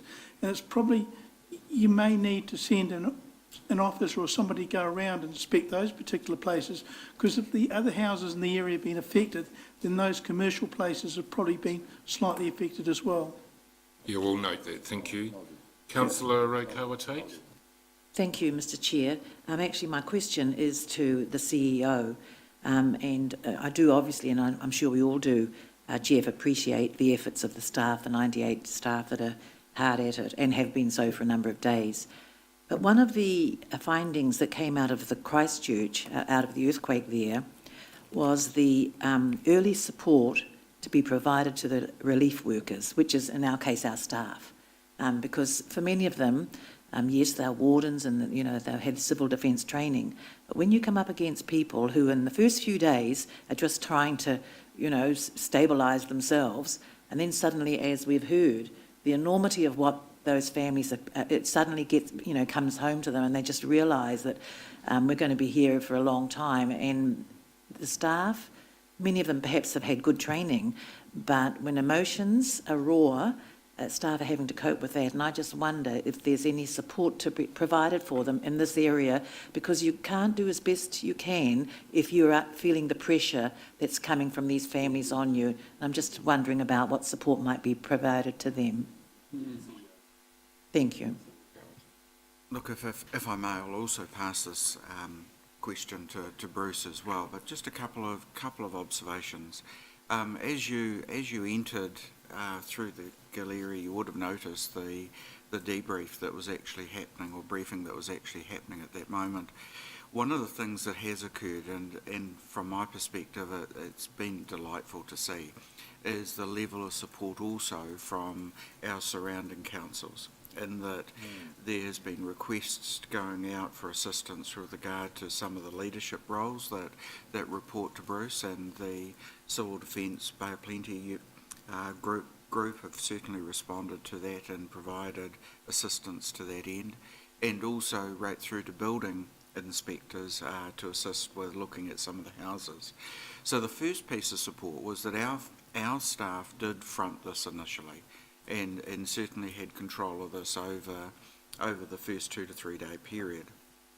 What's happened subsequent is the broader support network available through our neighbours, but also nationally as well, has really pulled in, and that has actually meant that some of those staff who are starting to get a little bit tired, to be honest, are able to actually step back and to actually take a break. So that's the first type of support that I've seen actually put into place. The second is that I've watched also Bruce manage these briefings and looking at the way that he's actually working alongside our staff, and he's actually taken, in my view, a lot of care to ensure that individuals are recognised, that they're valued, that they are well fed, and that they are swapped out, so that rather than extended hours, he's been very proactive in ensuring people are actually able to take breaks, that they're not working overly extended periods of time, which is a fantastic piece of leadership, I think, on his part. The third tier of this is that we've also got a new EAP service provider, who Richard, I understand, is working with at the moment to make sure that if people do need additional support, then that is actually available as well. Very good question, Councillor Kawate. Councillor Kumar? Thank you, Chairperson. Thank you, Bruce and Stavros, for a good update report. And I'd just like to say that we've all been sort of seeing how people are being affected in this. I'd like to add that the one good thing that came out was that no lives were lost or life was lost, and we need to sort of be thankful for that. Most of my questions have been answered, but the one thing I'd like to ask is, I know, and I don't know whether it covers this space as well, but there's a lot of homeless people in Rotorua.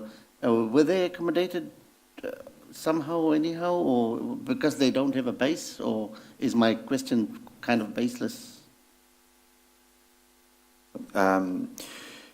We haven't had any requests or approaches from any of Rotorua's homeless, and my other comment around that is that they, none of them actually choose that lifestyle. Not everyone that's homeless is in that position, but a number of them do, and they've actually become quite resilient over the years to coping with these sort of situations. But we certainly haven't had an approach from them or anyone on their behalf.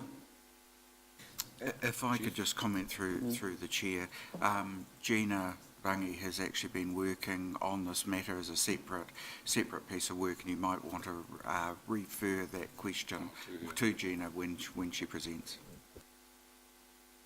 Thank you, Chair. Why I asked this question is that while a lot of people were vulnerable on Sunday with that adverse weather, these guys are already on the street, so I'm just wondering where they had to turn to, because it was just outpouring, and where could they go, like the rough ones? That's what. None of them went down to the Energy Event Centre that you're aware of, Bruce? No, that's correct. Okay, Councillor Maxwell. Thank you, Mr. Chair, and thank you, Bruce, and appreciated the other day calling councillors in early for a briefing, and then it wasn't music to our ears, but we were told as councillors, stay away. Well, that's good, because we're not trained and you guys are, and appreciate that. I just got two quick questions. The first one is, you just touched on it briefly, on the Edgecombe floods, and that the big concern over there afterwards was many, and a lot of homes weren't insured. I just asked this question, is that an issue out at Nongatawan? That's the first question. Our way out there. We've heard reports of people that are not insured, and that that's part of this picture that we are forming, and we'll have to consider responses to those ones on a case-by-case as they arise, but there haven't been any major issues in respect of that being raised with us to date. Good. And my second question is actually to the CEO. Right now, at the moment, we're all having LTP hearings and that, and I think we've got something into EBOP, or we're going to have a chance to voice anything. Are we able to add these issues of the rivers of Nongata, Waititi, Auahau, are there any protection funding that might be added for consideration by EBOP, Environment Bay of Plenty? Look, that matter does sit with the Regional Council as part of their LTP response. We certainly will be working with them with respect to saying what are the implications of this for the longer term, and particularly flood planning and flood protection within the Rotorua catchment area. Could I add that with regard to our LTP, the Edgecombe recovery is still ongoing today. And we know that Christchurch is most definitely still ongoing. And this matter, whilst a lot of people, the majority of people in Rotorua will see that the weather is fine and the weekend's weather has well passed, this will be with us for some months coming. Some of the sort of damage that you've seen with regards to roads and bridges is actually going to be here for quite a period of time. And for that matter, homeowners that are looking to actually restore their homes back to where they were, this will be months for them as well. So this piece of work as an organisation for us will actually be ongoing and will certainly have an ongoing impact into year one of our LTP. The Rural Community Board. Mr Chairman, first of all, I'd just like to say this time last year from a Paradise Valley disaster we had, I was quite critical of civil defence. This year, congratulations, 110%. The phone rang, the lady on the end of the receiver said exactly what was happening, who I was to contact, and did I need assistance. And couldn't ask for any more than that. It was absolutely brilliant, well done. Just a little thing I'd like to tell you what happened in Nongataha. I saw the latest, well I called it the latest amphibian truck drive into Pioneer Road, and it disappeared. It came right up over the windscreen, the water. And to our great relief, along came the old duck.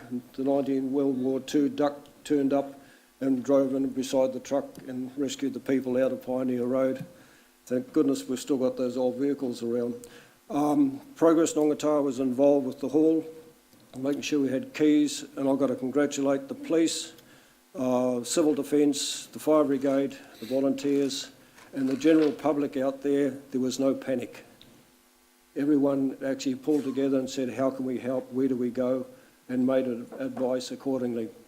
We had caravans, we had boats floating around and people in kayaks and all sorts of things, but to you, Stravos, from what I said last year, well done, and to you, Bruce, it worked extremely well as far as we're concerned at Nongataha. Well done. Thank you. Would you like to make any final comments? Stavros? Mr. Chair, just very briefly to praise councillors about civil defence. First of all, thank you. It's all good comments and positive, and we appreciated it. Coincidentally, we were planning a civil defence exercise. We are planning on the 24th of May, and the scenario was flooding. We're still going to have it exercise because I think it's quite important for the training of our staff to continue to be actively involved into that. My chief executive said some 90-odd staff have been involved in this exercise. Our EOC staffing level is about 95 staff, and the intention for that, of course, we've been working on that for the last year and a half to gradually build the capability to allow us to have rosters. Obviously we cannot have 90 people working at the same time, so if we need to work on 2 or 3 shifts, we need to roster our staff, to continue, to work on that basis. A few weeks ago, if you recall, I have recommended to you alternate, controllers, and we had a discussion, and the purpose of alternate controllers now have more depth in our ability to do for command and control of our civil defence, and Bruce, of course, is one of the alternate controllers, and we've got another 3 staff who gradually get trained, to assume that, role and responsibility. And again, sort of a big thank you to sister agencies like the FENS, the Fire Emergency New Zealand, the police, the DHP, the Salvation Army, the Red Cross. These are all part of what we call civil defense. Civil defense is not council. Council coordinates the actions of many agencies.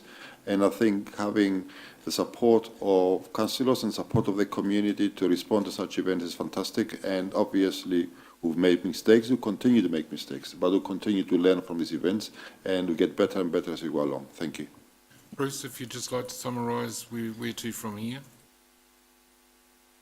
So the stage we're in is a transition from the response to recovery, and there is actually, or people would think we're in recovery at the moment. We generally are, but there's actually some planning and some legislative requirements that we need to cover off so that we'll reach a point which we anticipate within the next couple of days, where we formally move out of response and we declare that the recovery period has started. And a lot of planning is going around at the moment. Going back to where I started, before we can actually officially declare that we're in recovery, we need to have that plan prepared, and that's a key piece of work which is underway at the moment. But the plan is dependent on good information, which comes back to getting all that information to build that picture. So that has been the focus for a couple of days, and that will continue.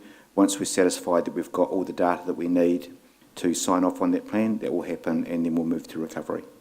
So the message to the community is no matter how they've been affected, if they have been affected, to bring that through to civil defence to create the picture that you want. Absolutely, okay. Yes. Thank you. Finally, I'm just going to help one person who hadn't put his hand up before, but Councillor Kent has one final question. Thank you, Mr Chairman. I'd just like to propose a vote of thanks to Bruce, the Civil Defence team and the staff involved, and commend them on their efforts responding to this event.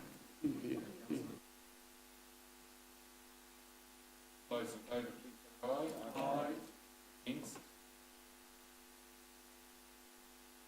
Thank you. Right, we're back to page 52, which is Stavros' report. Stavros, I've just got one question. What is the problem with Mangamingi Road? Why hasn't that been started? Is it because Dunkirk hasn't, or is there an issue with access to Mangamingi Road, or what is the issue there? No, Mr. Chair, it's related to contractor resources availability.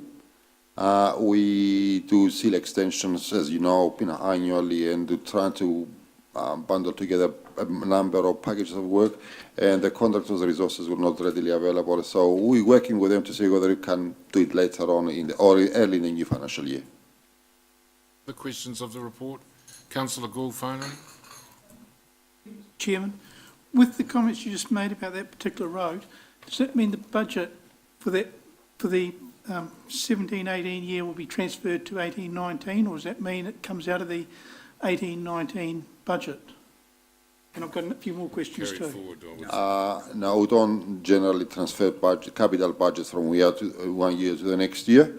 Obviously, when we reprioritise things, we use the following year's budgets. But again, just as my colleague, the Chief Financial Officer, stated earlier, we're facing significant pressure in our capital programmes for storm damages and so on. So obviously, we'll be lucky, we'll be grateful if we can manage to accommodate most of the things in this financial year. So we'll see how it goes from there. One, Springfield roundabout. I know you told us different conflicting dates. I know we've got the problems with the stormwater and the weather conditions last Sunday. When is that likely to be finished, or is it going to be delayed even further because of the problems last Sunday? Councillor Gould, I haven't been there this morning, obviously, but my expectation is that today the final pavement's taking place on the roundabout, and the road marking would take place, by Friday, and that's it. We might need to do some planting, but the work by Friday should finish. Questions to do with stormwater, and I put my hand up before, but I was asked to speak. with the gates being opened up, the gates were opened up at a more fully extent this week, and yet last week they weren't opened up fully, and yet we knew that the storm was coming through. Last week was about 19, and on Monday I think it was about 43. And my question is, why weren't the gates opened up more fully last week to reduce the high water level of Lake Rotorua? Councillor Good, I will check with my colleagues in the regional council, but as I said earlier, the regional council are in control of the lakes levels, or in work with them, and as I said earlier, the regional council got some legitimate reasons why they want to manage the flow of water downstream. Now, I can't answer the question at the moment. Obviously, strategically they manage the flows to meet those targets, but I'll ask a question. I'm not sure. Thank you. I've got a move for the motion, Councillor Okawa Tate and Councillor Kent, that the operational report for March to April 2018 be received, and a vote of thanks to Bruce Horn, Civil Defence Controller, and all involved. All those in favour, please say aye. Against, carried. We'll take a 5-minute break, and then we'll continue with Gina Rangi's Kai Whakahaere Māori report.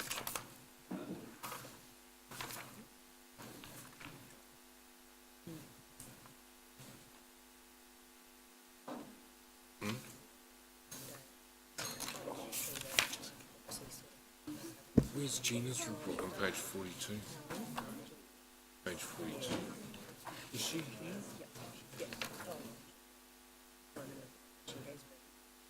Oh, yes, she is. Yeah, she's here. She's here. She's just there. Yeah, that's right.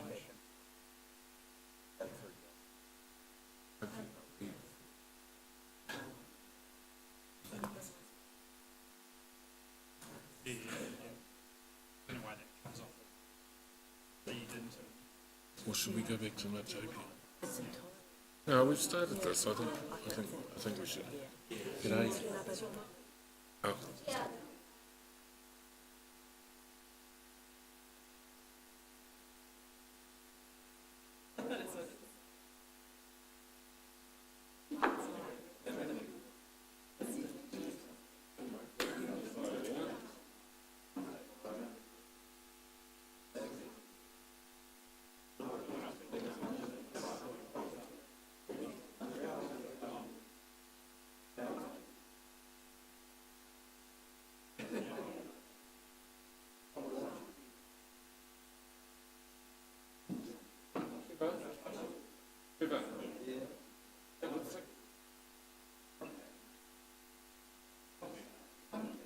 I'll pick you up at 6 tomorrow night. Oh, and tickets? You got your tickets? Yeah.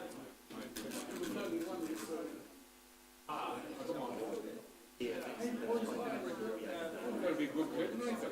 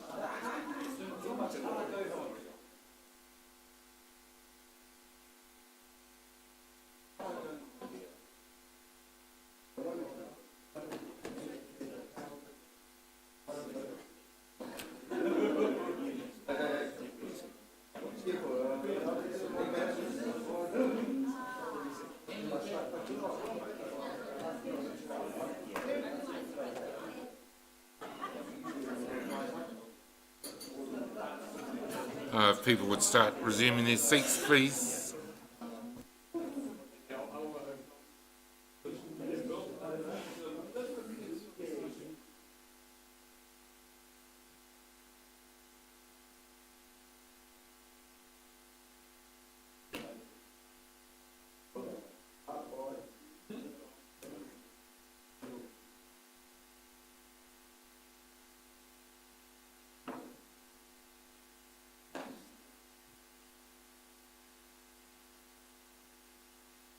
The meeting is resumed. Firstly, we'll call on our kaiwhakahaere Māori Tina Mohi on page 42. Her report is there. If there's any points you wish to, and welcome Monty as well. If there are any points you wish to highlight and answer any questions that are asked. Welcome Gina. Welcome Monty. Morena, and thank you for the welcome. Look, we can take the report as read, and I'll just, as we go through, and I'll make some comment at the end. Thank you.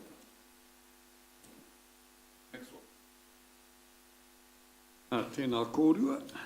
Kia ora. I know it's not in the report yet because it only happened on Sunday when the big rains came and we were all huddled in Tamate Kapua enjoying a meeting with Minister Kelvin Davies. But I think it would be, through the chair, I'd like you to comment about a very successful hui to the other councils that some of us enjoyed. If you could elaborate on what the hui was about. Yes, certainly. That's for you, Mr. Chairman. Myself, Councillor Maxwell and Councillor Rotorua Tate attended a meeting which was called by Minister Kelvin Davis. There would have been about 70, 80 all up of those gathered at Tama, and it was part of a consultation that he's carrying out throughout the country. You'll be aware that he is also in his role as the Minister for iwi engagement, my words, iwi relationships, and so it was part of a fact-finding issue as far as he was concerned. So as part of that, there were, we had 23 presenters over about 2 hours. It started in the worst of the rain and it finished following lunch. So importantly, it would be, and the others who were present might like to comment, but from my perspective, it was a very good meeting. A wide range of important topics to Te Aroha were raised. Probably the most important comment for us to share with us around the table was that at the end of his presentation, or end of all the presentations, he spoke and gave his view of what he's been hearing around the country. We were at the 11th of 21 meetings that are still to be held, 10 already. So we were number 11, and the most telling comment he said was that from of the meetings he's held so far, the biggest issues facing those that he's been hearing from were the difficult relationships, his word, the difficult and strained relationships that they were experiencing with their either local or regional authority. That was most unlike what he heard here. So it was the biggest issue by far from those that he heard, but a very different experience here in Rotorua on Sunday. Kia ora. Excellent. Councillor Kawate, do you want to make any comment on the meeting? No, thank you, Mr. Chair. No, just to say that in fact was quite a revealing statement for the Minister to make. But I do have another question. Can I ask a question in relation to your report? Thank you for the report. And it's the entranceway signage, and I think we saw recently that there was going to be some discussion with NZTA. I just wondered how's that going, because that's part of the yes, for our bilingual strategy. Would Yes. you like to comment, or Stavros? Yep. Yes, I can talk to it. The initial issue was that it was a speed limit sign which has got very prescribed regulations as to what can be on that sign. There are other options for official signage on welcoming people into a city. So we're working through with NZTA on alternative signage for people as they enter the city. We've also raised with them the need to review the regulations, which they've accepted needs to be done. Thank you. Yeah, just an observation on that matter, Mr Chair. Driving back from Auckland last night, there in my headlights was haere mai, taupiri and speed limit posted on the one sign. I don't know what they're on about, really.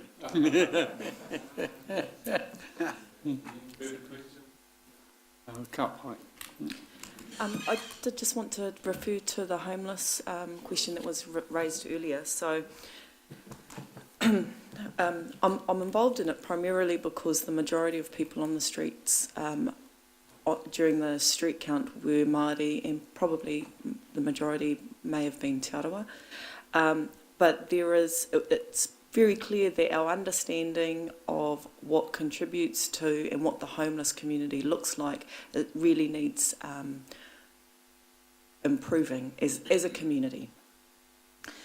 The floods have increased the number of homeless people because there are however many homes that can no longer home people. We already have a shortage of supply in Rotorua, and so the available homes to place people is under major pressure. Just excuse me for a minute, Gina. Can you just repeat that, because Councillor Kuma has just rejoined the meeting? Sorry. With regard to the number increasing. Yeah. The number of homeless people in the Rotorua community has increased because of the floods, because people are not able to get into their homes.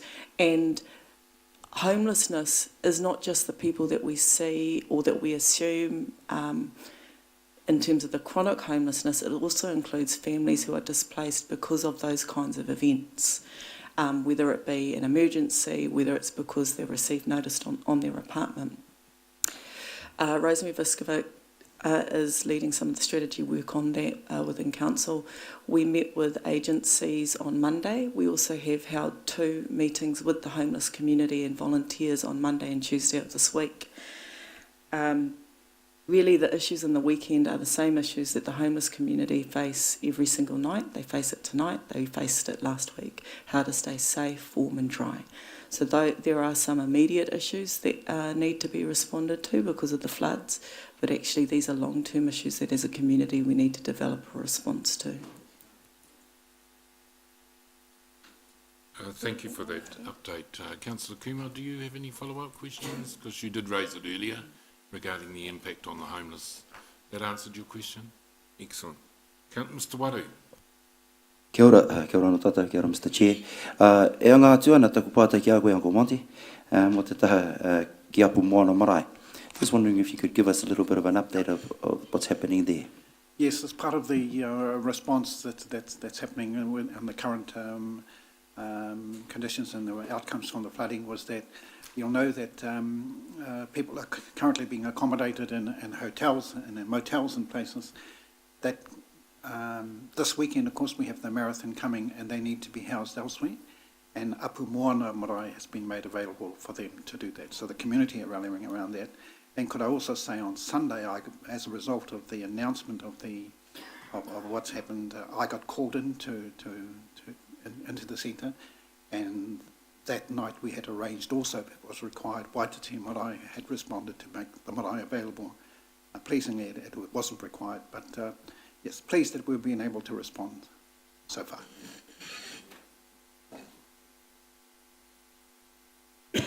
Mr Chair. Kia ora Gina, kia ora Rosemary. The homelessness crisis for me started when Auntie Tiako Crib invited me to join the Homeless Trust about 5 years back. And until then it'd been going for 11 years. And they tried everything with council's support, with the community's support. And I think at that stage, Barney Joel was the chair. And he was working with the churches, but the crisis seems to have escalated. And now that we're going into winter and it's getting colder and wetter, the feedback I'm getting is if the homeless community can't get an accommodation of some sort, can they at least get access to shower facilities? Showering facilities? Because when you've been sleeping rough all night, the best thing to do in the morning is to have a hot shower. And what they all pointed out to me was they were really impressed how the city mobilised during the flood. Where's that mobilisation for them?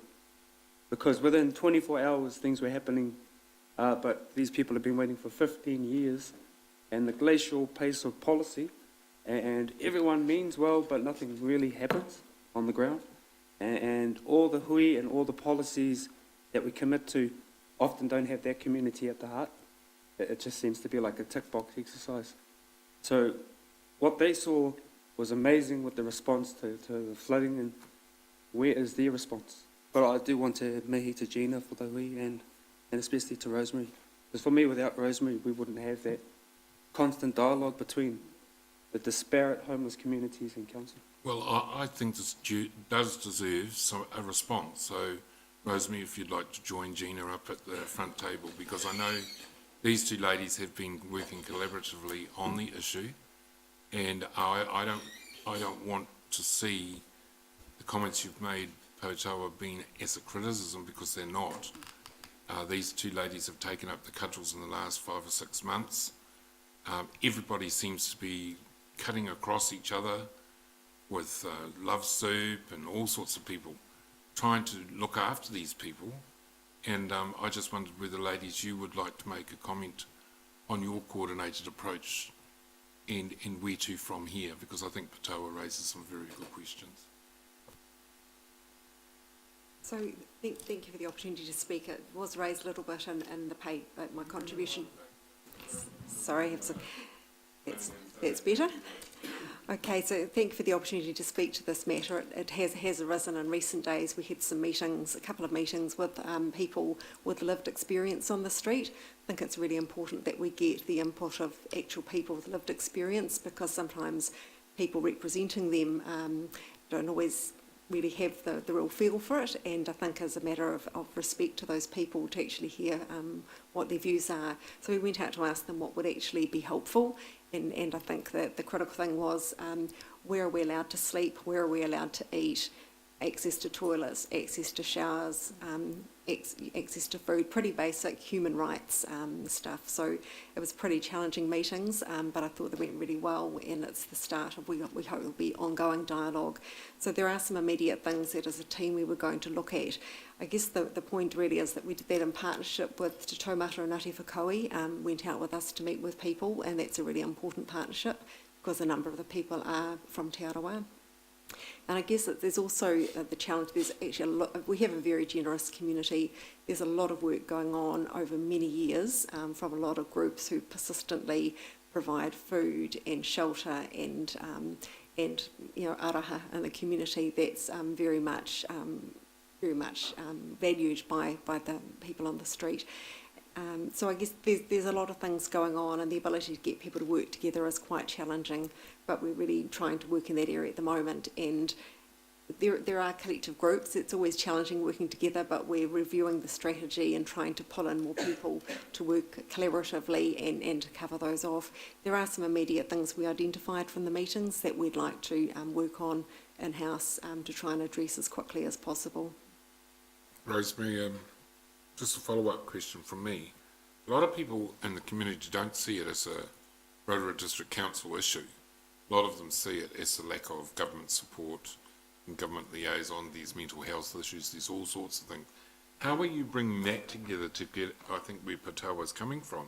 We'll be here in another 5 years unless there's a coordinated approach and some solutions found, which is, and the other question I've had, Monty, is a lot of people see it as a Te Arawa issue, and that Te Arawa don't seem to be, I'm going to be critical here, don't seem to be stepping forward in helping these people, who are mainly their people.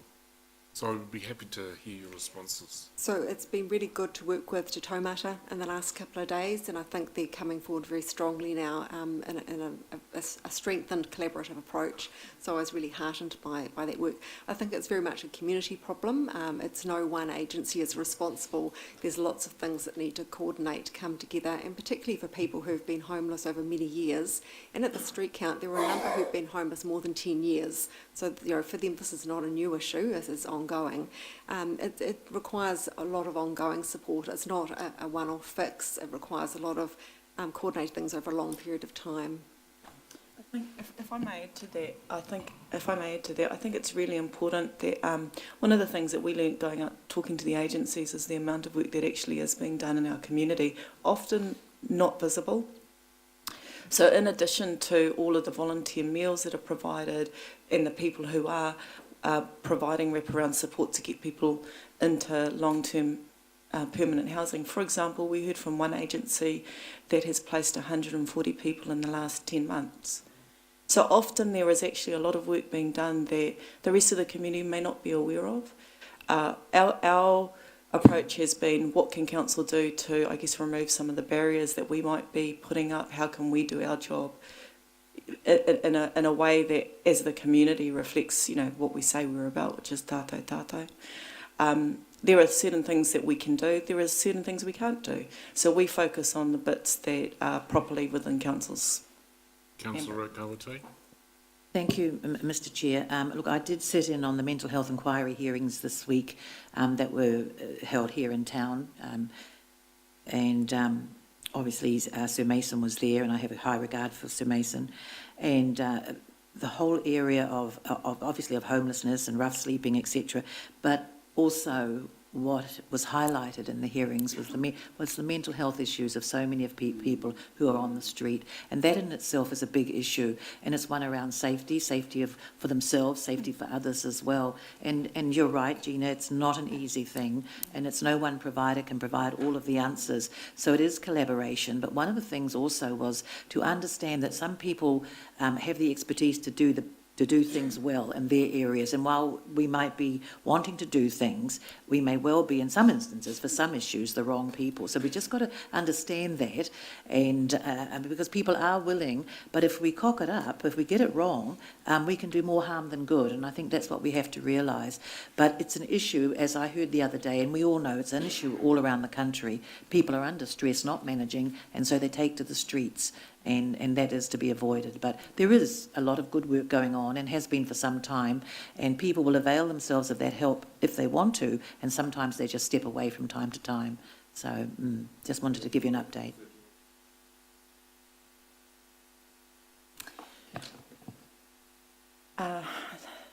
There are a number of different groups within the category of homelessness. There are some people who have been on the streets who we would describe as being chronically homeless, who've been on the streets for years, have complex, difficult, long-standing problems. But actually, that's a very small proportion of overall homeless community. That's only about 5%. 80% of homeless people are families, low income, some of them working, who have had one-off issues, being evicted and just can't find another home.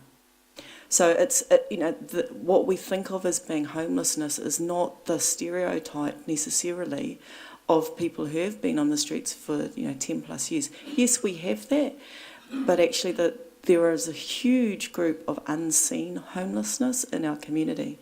So I guess our job within council is to understand what it looks like to support the agencies who are doing the work. Not to try and step in and provide mental health services or things that are outside our scope, but to ensure that where we can help as council around coordinating, around making sure that our community knows where they can help and how best to help, and also around how we manage our own work. So we manage parks, we manage public spaces. Are we doing that in a way that is helping? Or are we doing that in a way that's putting up barriers? So we're really just trying to stick to the things that we are responsible for, but doing that in a way that's connected with the agencies in Rotorua.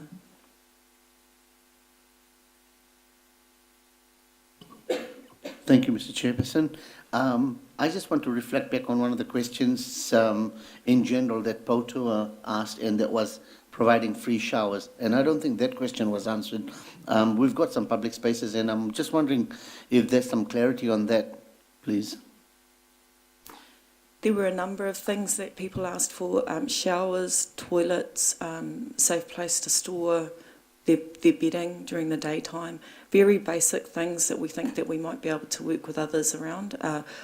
We only really had that meeting on Monday and Tuesday, so we need to meet as a team to figure out how we might be able to help and what practical things can be done quickly Thank you, Mr Chairman, through you. My observation on this is there's been a heck of a lot of talk going on for a long, long time and very little positive outcome coming out of it. Whilst it's not a simple topic, it's not easy to resolve the situation. I think Watau has actually suggested something that we could do very quickly and very simply. And for example, if we're doing an upgrade of the lakefront, why not the toilets there planned to have public showers in them? That, at least, I mean, homeless could be given tokens to use them. That would be something we could do very, very quickly, and at least would be in the right area for most of the homeless who are in the city. Just a suggestion. Thank you. Suggestion, Councillor Kenton, maybe staff behind us or in front of us can take that into account, and when those design concepts come back, we'll make sure that they are provided. Thank you. Good question. There's no further questions. Thank you, Gina, Rosemary and Monty. We'll now move to John Paul Gaston, the Strategy Group on page 45. Don't forget, we haven't forgotten Mudtopia. We're coming back to that. I'm sure you'll all want to wallow in that.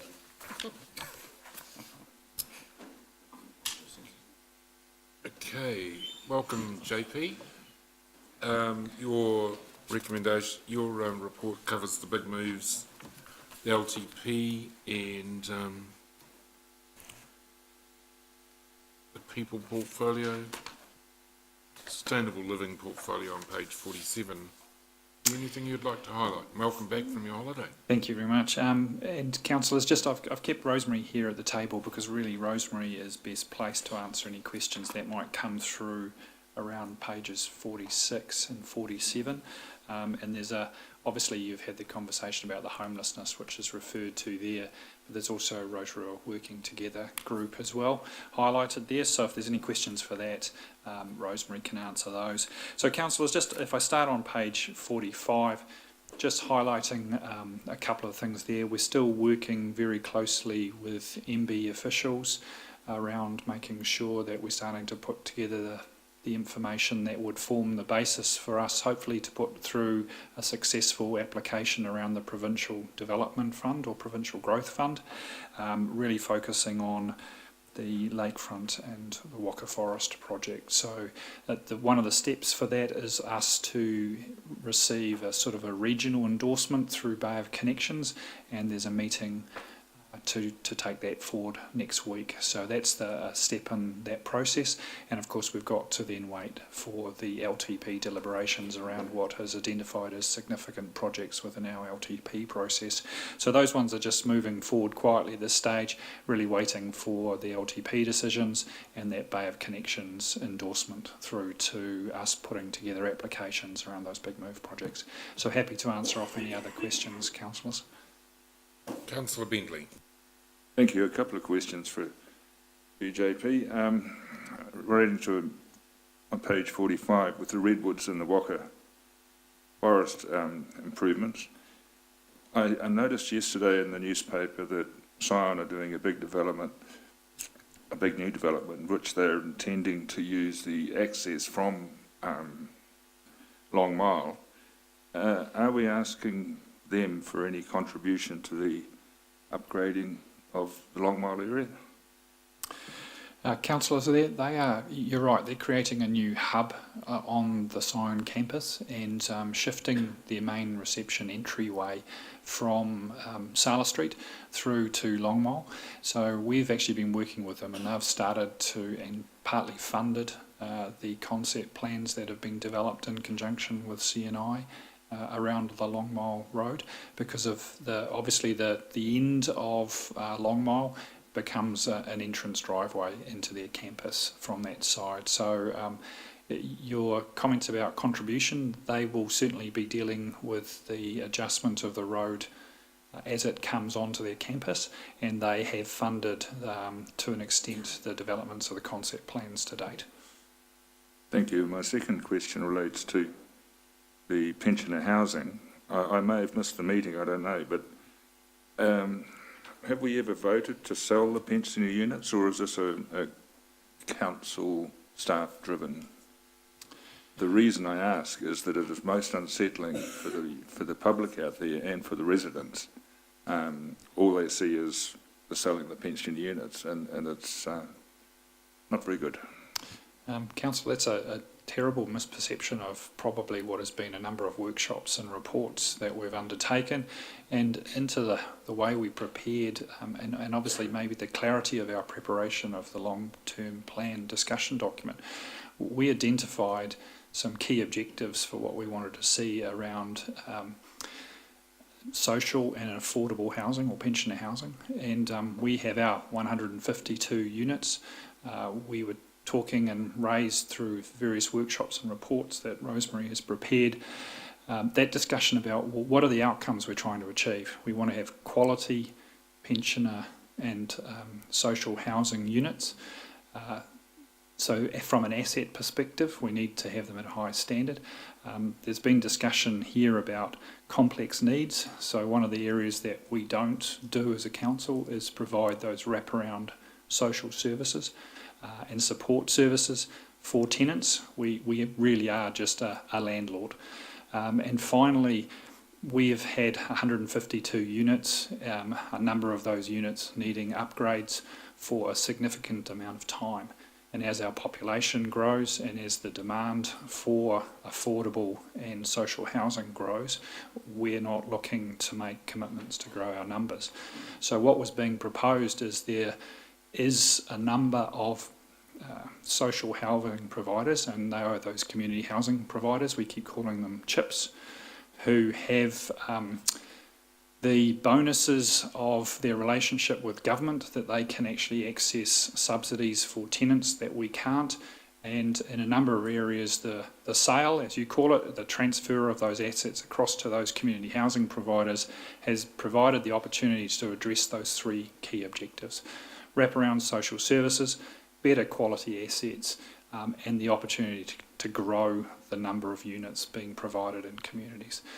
We've been through a process to seek tenders for those transfer of properties across to some of those units, and the process that we had indicated to you, councillors, was that we would be bringing back that information at the same time as looking at what our community has said to us about those overall objectives, and also the need for us to be seen to be making sure we have adequate housing in our community.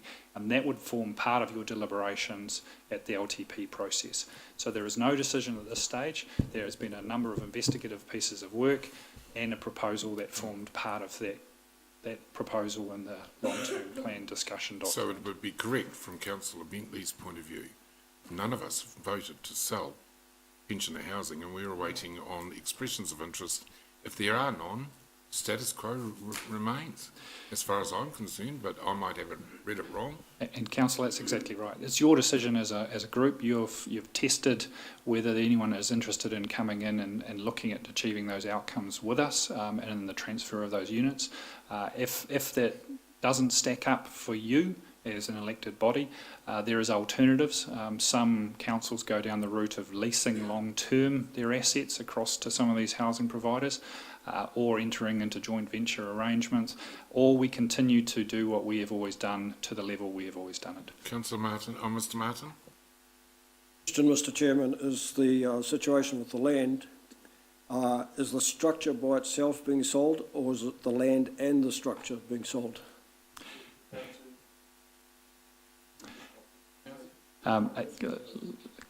It's a very good question, and in other places they have packaged it up, and there is the option of unbundling. But again, that's part of that deliberations discussions for you, and I don't really want to get into the what's being proposed as far as those arrangements are concerned. And at this stage, you haven't seen what the community has said back to us as part of that submission process. So there is quite a bit of time we need to spend talking about, are those outcomes we're seeking to achieve still right? Can they still be achieved by this mechanism, or another option? But that's going to be part of your deliberations. Thank you, Mr. Chairman, through you. Thanks, JP, for setting the record straight. Social media's got a lot to answer for creating misconceptions. But my question is just for clarity around the where we're at with the Bay of Connections on the big move projects of lakefront Development and Redwood's Whakarewarewa, where the report says this project is seen as one of Rotorua's 2 priorities in the regional visitor economy strategy, that's been through the Bay of Connections Governance Group, and they have signed those off as having that status in the regional visitor economy. That's my understanding. And that now is a case of going back to that governance group with an application for provincial development funding for the business cases to apply to the Provincial Growth Fund. Am I right with that understanding? That's correct. So what we've done so far with that is, Councillor, you highlighted that, yes, we've included them within the annual plan. Yes, they are identified as our priority projects within the sub-regional visitor economy strategy. They were also endorsed then at the regional level through Bay of Connections as the priorities for our district. The opportunity that exists within the Provincial Development Fund or Growth Fund is for project funding, but also for the seed funding to enable you to put together an application. So we're actually going through that process at the moment and seeking funding which would help to support the detailed design work and some of that economic analysis. So this is the sort of the funding that is available to help us put together robust applications. So that's what's going forward. Am I correct in the understanding that the level of funding we're asking for can be signed off by an MB official on that group in the Bay of Connections? That's right. It goes up to, there's 3 levels. We're applying at this stage for the under $1 million fund, which would enable us to undertake or pay the costs of the detailed design and the production of that application to seek more significant levels of funding. I think we've highlighted in LTP we were looking for approximately 20 million for the lakefront and about 7.5 million for the forest development. So this initial round is just to make sure that we're able to put together a robust business case and application. Councillor Maxwell, and then we'll move on. Thank you, Mr. Chairman. Yeah, just touching on the pensioner housings, and I'm pleased Councillor Bentley's raised that, some concern. But we have had forums, workshops, meetings, and I've raised similar concerns, and you touched on it, Mr. Chair. You said no one's made a decision yet.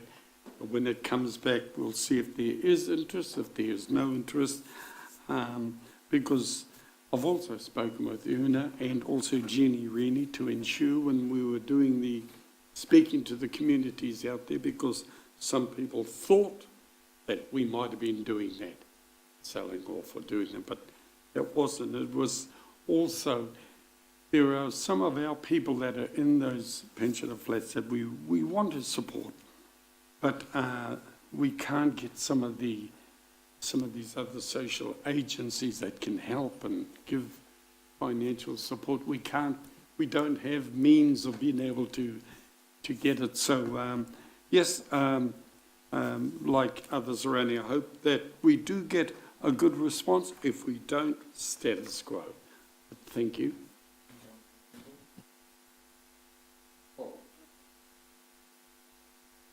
Mr. Chairman, thank you for the report.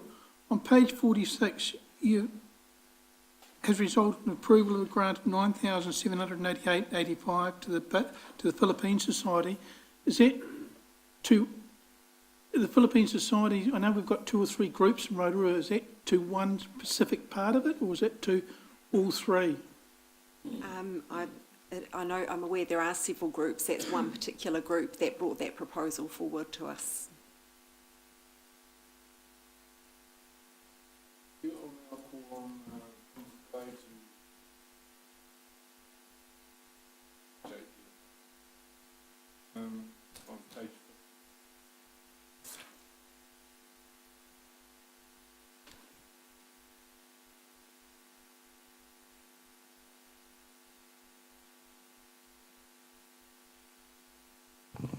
Thank you, Chair. Mine is quite brief, obviously, but the one I will focus on is what the One Council project. So this weekend is an extremely important weekend in the delivery of the One Council project. So we will be going live on Monday with our new finance system and are working towards doing the crossover over the weekend. So that's the big exciting piece of work, and hope to see much improved finance system than what we currently are operating under.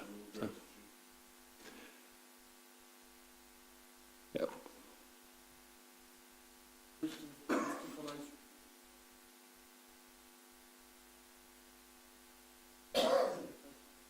So this not so much a quiz.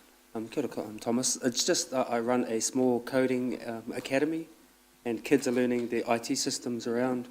Is there any way that the kids can come and learn about this IT system?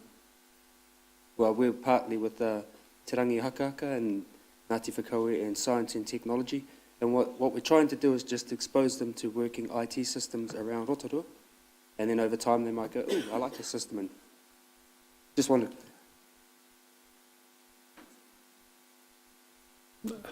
I'd have to think about how that could be accommodated. Obviously, you've got to appreciate the fact that the staff are working incredibly big, long hours at the moment for the delivery of said systems. So to try and accommodate something like that, we'd have to understand what the pressure points might be, and obviously the sensitivity around all those sorts of things as well. But I'll put my thinking cap on and see if there could be something appropriate in that space.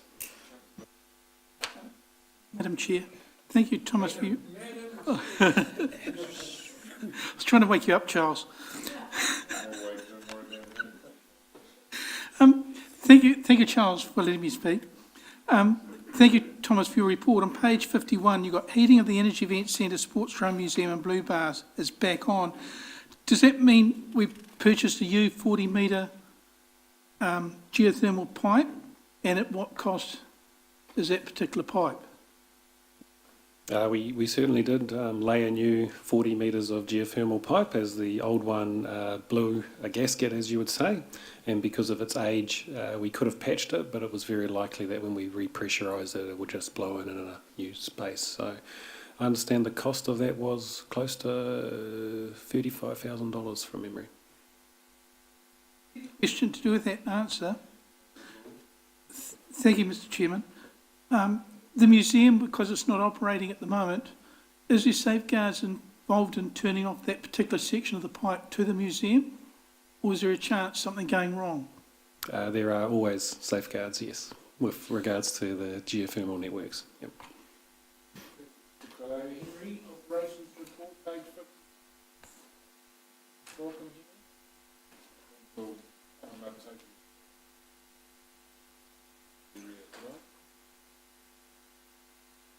Operations, please.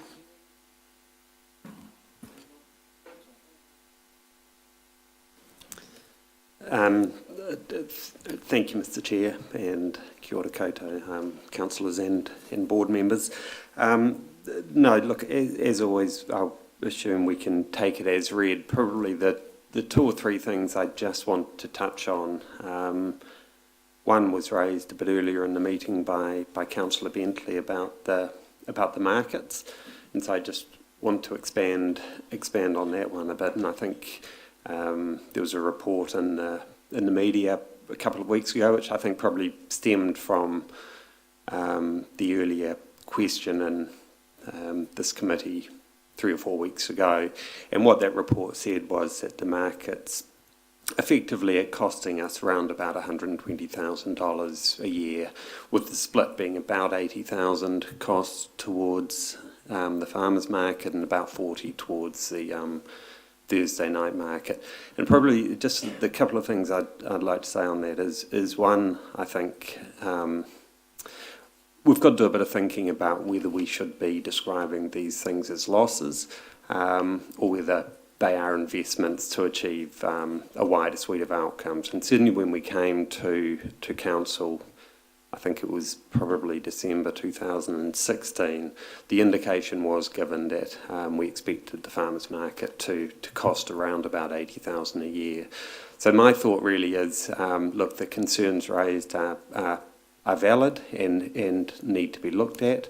But my thinking would be really we should be letting it run at least a year before we go through a bit of a review process. And if council do want, we can bring it back at that stage. But again, if my memory's right, I think the first of the farmers' markets was probably in November. I think it was after Labour weekend last year. So we've been running really only about 6 months. So my thought would really be, look, let it run over the course of the first year, and we'll keep looking at it. And we're of course always happy to bring it back to council if council want that.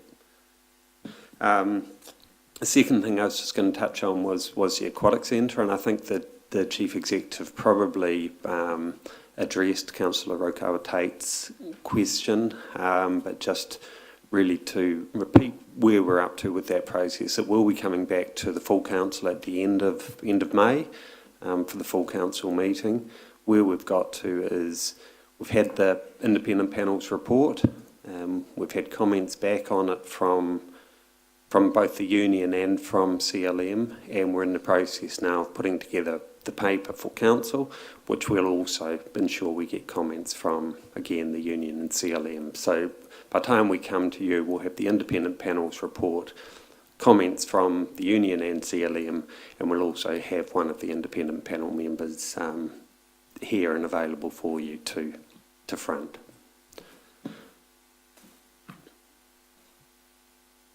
In terms of the farmers in the night market, the people who have been, I didn't see any media area of so whether they're criticising them or not. Did they give any alternatives as to how they would add vibrancy to the CBD? Because I thought we made a conscious decision that we would run with that for 2 to 3 years to see how it injected vibrancy back into the CBD with the changes that we'd made with the roading infrastructure and that sort of thing, and to run with it to see how it was going. I didn't see a lot of suggestions. What I saw was probably a reasonably even split, to the extent you can measure these things between people saying, look, this is really important for the city, and others saying, look, council shouldn't be involved in this and you're wasting money. So it looked like a relatively even split in terms of the response. Are we doing, just further to that, Henry, because I'm really now quite concerned that we might be sending the wrong message. Do we do a head count of the thousands who go to both of them, and also what devastating effect that would have on signalling that we might close it to all the operators? 80% I thought are local people. Yeah, we don't have any official way of counting, and part of that is the number of entrances and exits that each of those places have. But we do regular custom feedback on the experience. Yeah. And the experience from the night market is that the community loves this, as do the tourists that now attend that. It's on Rotorua as a destination, one of the things to do, the night market. If I can comment on the farmers market on Sunday, our team's been working pretty hard with suppliers of fresh produce that can't be produced in this region, bringing that to the farmers market with local people selling the produce on their behalf. So it's a work in progress. It took us 7 years to get to the scale of the night market, and I think there's still lots of potential for the farmers market to continue to grow. Okay, thank you. Councillor Bentley? Well, for the night market, yes, I realise it's very popular with many, many people, but obviously if it's losing money, we're not charging enough for the stalls, or we're paying too much for the storage or the security or something like this. We've got to, if we're going to get involved in commercial businesses, the end result must be to return a profit for your ratepayer. And I think, Councillor, that's probably the point I was trying to touch on at the start. You're absolutely right. If we were running them as a commercial entity, as a commercial business, you would be looking at it, yes, in a profit and loss way. But as a council, the decision was really made that we're trying to buy more than that. We're trying to buy revitalisation of the the inner city. We're trying to buy the reputation, I guess, of Rotorua as a destination. We're trying to buy participation from local suppliers, families, and the wider network. So the question is how you value all that stuff up. But to a degree, I think we've always been pretty clear that I can see that this is seen as an investment rather than a commercial enterprise. And as Stuart says, over 7 years or whatever it is with the night market, things develop relatively slowly but steadily. And I think 6 months into the farmers market, look, it's always open for the council to look and consider whether its investment's the right one. But for me, it's much too early to say, and I think the early signals are really positive. So alongside it, to see what the ratepayer input is to the Rotary Club to be able to raise money every Saturday morning down at Corral Park, because the council is subsidising that as well, with clean-ups and street maintenance and parking and damage to the grass and all sorts of things. So there is a cost to the ratepayer there as well. So I think we've got to look at the whole picture rather than just one part. Rotorua. Councillor Maxwell, you're next. Mr. Chair. Just maybe a comment around data capture and the use of CCTV just to do random samples to get a head count. So I think there's CCTVs around all three markets. So if you just choose a time and then at 5 o'clock on a Thursday, how many people over 3 months, then at least you get some idea of numbers. Because I keep hearing it when Councillor Kent used to challenge about number counts, and we kind of had antiquated techniques. We do have the software in place, and it just takes some kind of process to identify over a long time some data capture. I just use the technology we have to start capturing data rather than saying we can't.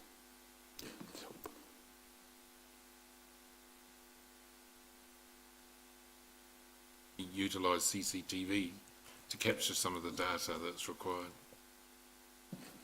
And apologies, I gave a nod that we should be absolutely looking at that. Mr. Chairman, it's not on here as a recommendation regarding the markets, the farmers market or the Thursdays market. If it was, I'd be voting that we continue. It's too early days. You've covered it all that we did say let's give it a trial and the reasons why we're doing it. I don't attend all of them. I haven't been to many, but the ones I have been to, I couldn't get a park when the Filipino Thursday night meeting was on. You had to go around the outside of the city. Gosh, I said, well, that's great. That should last forever. When Maori TV came down there and they had Homai Te Paki in the middle of the street there were complaints that too many people were in town. It's so, where do you listen? Well, personally, I don't take too much notice of social media with just random comments like, get rid of it or don't do it. So if there was a vote right now, I'd be voting that we continue. I just think we're getting the wobbles a bit here. We said in 2014 we wanted to revitalise the inner city. These are absolutely amazing initiatives. Some take organically time to grow.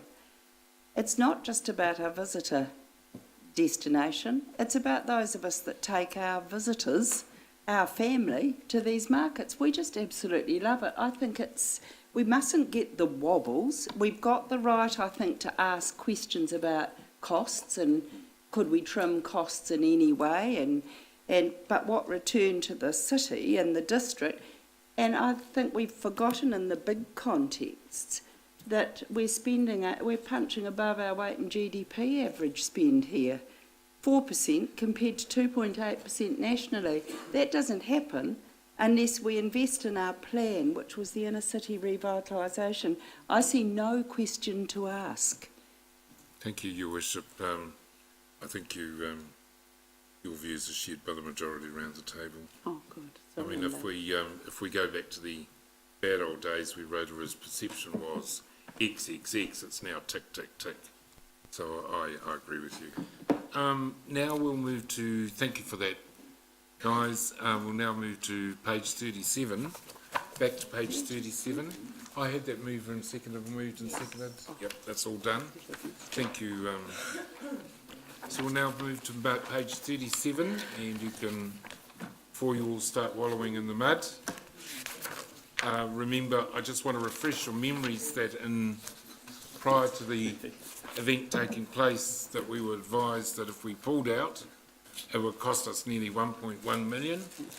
We've shaved off over $500,000 of that, so 570 seems to be the damage, but you've got the report in front of you.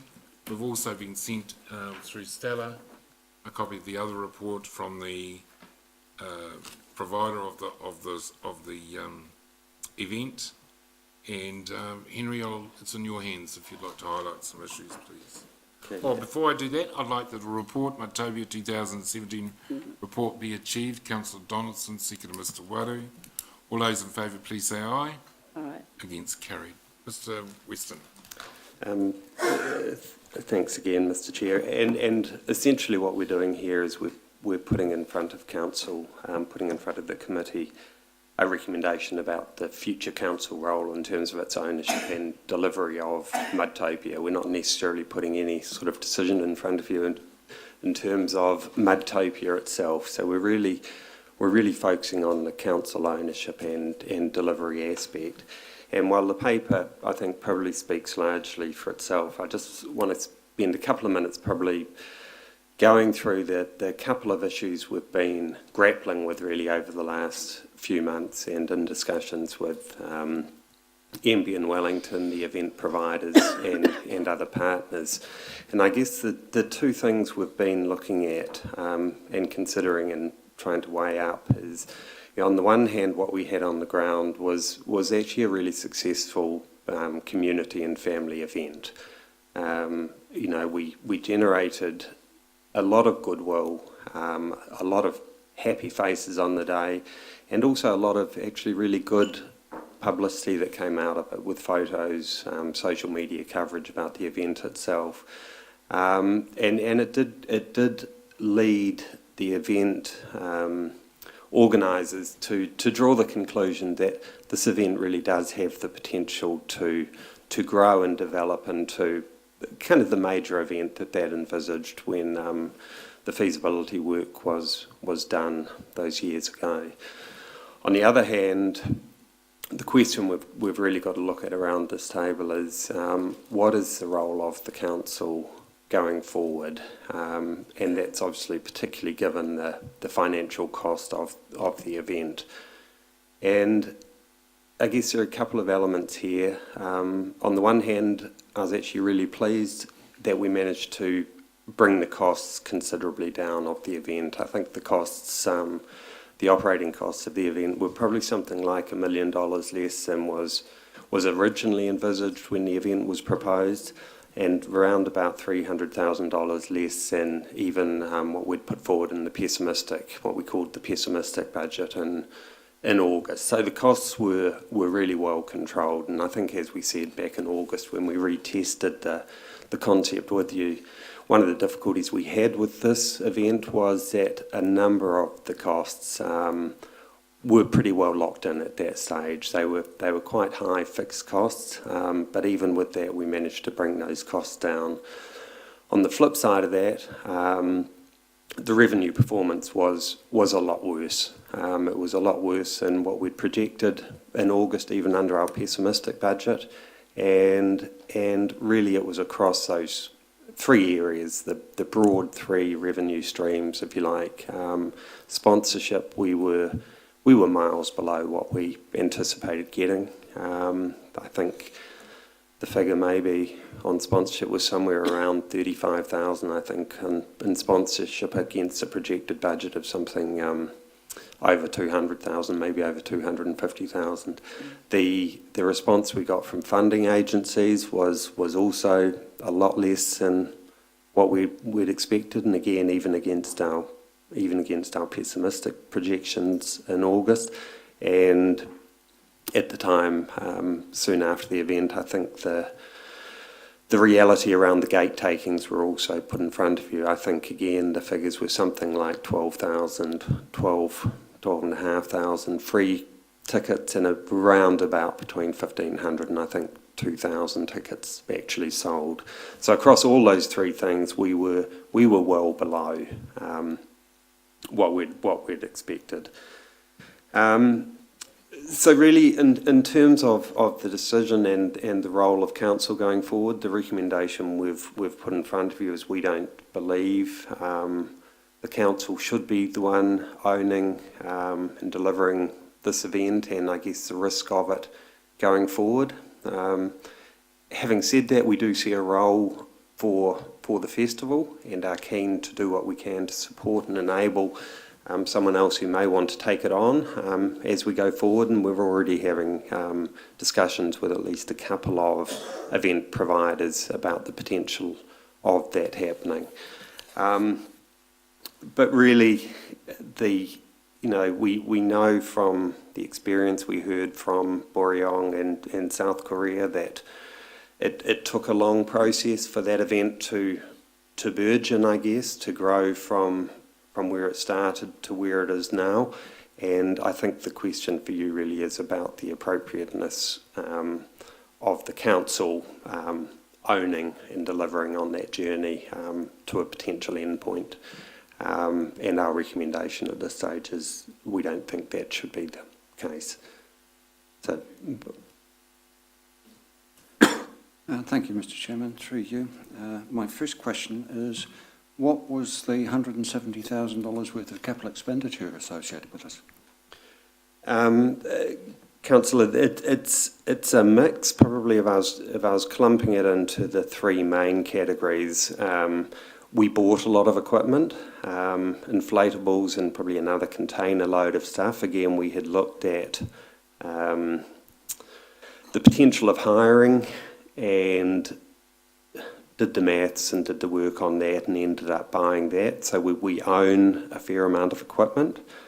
Probably the second chunk of stuff is there were improvements on the reserve which were paid for. There was fencing, water, power, gates, that sort of stuff. And there's also an element of it which is attributable to the brand and the IP around the event. So probably in decreasing order, they would be the three categories of capital expenditure. And can they be realised? That's the question I've got, Henry. And that will always be a question. At the moment, obviously the nature of capital means we've essentially moved the cash into an asset on our books. The realising of the physical assets I wouldn't have thought would be a particular problem. The realising, if you like, of the expense on the reserve itself, we of course won't get anything back on that, but what we'll see is improvements for the users of that place. The capitalisation around the IP and the brand will obviously depend on someone else picking that up. So it does depend to a degree. Councillor Kent, further question? Thank you. So let's be clear on this then. It didn't cost $578,370. It actually costs $740,387. And if that's the case, this council only approved a maximum underwrite of $500,000 a year. So who actually authorised a 48% blowout over and above the maximum that was approved by this council? I think one of the discussions we had, and again back in August, if not before that, was actually the terminology around underwrite was always wrong. The council never had the ability just to underwrite to a certain amount. The council was responsible for the expenses and the loss. We couldn't cap our underwrite, if you like. It wasn't a true underwrite in that sense. There was no one else there. We were delivering it and we owned it. In terms of the $170,000, that is a capital expenditure. It is still sitting as $170,000 in assets on our books, but you are right that there is the potential of not necessarily realising all of that. Point of clarification, but the 170 is included in the 570, or is that on top? No, that's on top. So that's the capital expenditure. That 570 is the operating expenditure. Thank you. Councillor Kemp, further question? Thank you. Well, on that basis, then I'm going to propose 2, 3 and 4 with an amendment to 4, please. I would like to change the last sentence in 4 to read, at no financial cost to council, not risk to council. And the reason I'm proposing this is because, quite honestly, I don't see how anyone can actually turn around and say that this was a successful event when basically $750,000 of ratepayers' money has basically been gambled and lost. We should not be in this scenario. We should leave it to those who know what they're doing, because on this basis, we don't. Okay, it's been moved by Councillor Kent as amended, taking out the word risk, because I'm happy to second that. Right. Yeah, we'll do each one separately. Yeah. Councillor Rotorua. Yes, thank you, Mr. Chair. Well, you know, if we do nothing, we get nothing. Yeah. And, you know, we looked at this, and so well done for having a crack at it. It's come at a cost, but we do seem to want instant gratification. The first time it's got to be up and running, highly successful, and, you know, thumbs up all around. And that's not the reality. Sometimes you need some lead-in time. And we understand that it's tax ratepayers' money. Actually, it's all of us here around the table. Most of us are ratepayers, so we're all concerned. But I guess, yes, I take, you know, we've got to know what we're good at, and maybe in terms of events, sometimes it's not us that should be leading the charge, for want of a better word. But I just want to know, in the future, if something like, well, this one here, you did say you were looking at some old, perhaps talking to other people. Are you talking about assisting them to hold this event elsewhere, or still within the Rotorua district? The conversations we're having are about this district. Okay, thank you, Mr. Chair. Yeah, your wish. Question in your discussion with MB, I'm just a bit concerned. I don't know what you're discussing, but if we exit from this and pass this resolution today, is there a cost to exiting? No, there's no cost. We've had a discussion with MB as what the best pathway forward was for Metopia, and this is you know, a joint discussion really around that recommendation.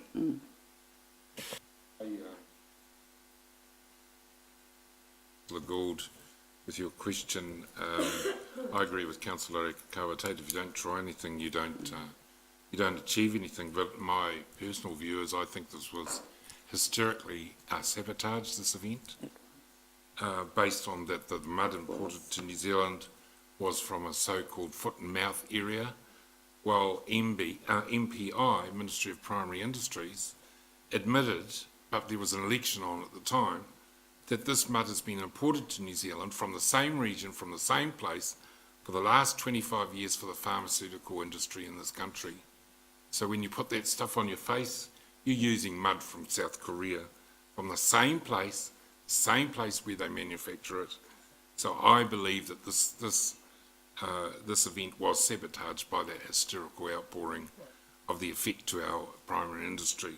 We got the assurances from MPI that there was no problem, and no one listened. So I agree with you, Councillor Okawate. Nothing ventured, nothing gained in this country, and we were trying to add another sophisticated event to the events calendar in Rotorua, and unfortunately, and I sincerely hope, Your Worship, that, and also Councillor Donaldson, in your discussions with other potential operators, that this can be a commercial success for them. Commercially, we knew when we went into this that we weren't going to make money out of it. It was just another event for our community. Councillor Gould? Chairman, thank you for your report. If you take the loss of $570,387 at the capital expenditures of $170,000, that totals $740,387, which works out to roughly $30 per rateable property of Rotorua. My question to you, if you add the $740,387 plus the $600,000 which the government gave, or taxpayers' money, which equals to $1,170,387, do you think the venture was worthwhile? No, I don't think you. I think you should make your own assessments of that, Councillor Gould. Your Worship. I want to speak to that. That member we send into the Sister City Conference too, where we look at relationships internationally. And that's a very unfortunate remark when we are looking at what fits with our proposition of Rotorua. Now, I know other spa destinations that are saying, we'll look at this, we'll take it. Yeah. So we were whipped into a lava about the mud. Yeah. We were, and you're absolutely right, we were given the assurance of MPI, but it was an impending election, and there were those that were dying to see this fail. And they sit around this table. They don't want to see investment and vibrancy in our community, and I do. And I think it's sad from an international relations point of view. Exactly. I wonder who met the Korean delegation this morning. We are valuing the investment that comes externally from those that we are developing a relationship with. We've just got to remind ourselves of that. We knew that this was a risk. We were well supported by MB, who said, my God, this is delicious. It fits Rotorua's proposition. Yeah. Spa, mud, geothermal. It's a shared risk. We took a risk. It didn't hit the right market. It just didn't hit the right market. And I'm really sad about that. And I don't believe as responsible ratepayers, looking after ratepayers' interests, that we can take that risk another year. But what a pity, because it was hijacked. And that's caused the detrimental outcome, and some will be sitting there saying, oh, good job. I don't think so. I think the bigger picture of Rotorua, our spa, health and wellness, fitted this proposition. And it's a sad day that we have to say we've got to do the right thing because of the financial risk. I'm prepared to support the amendments, but how sad. Yeah, Councillor Maxwell.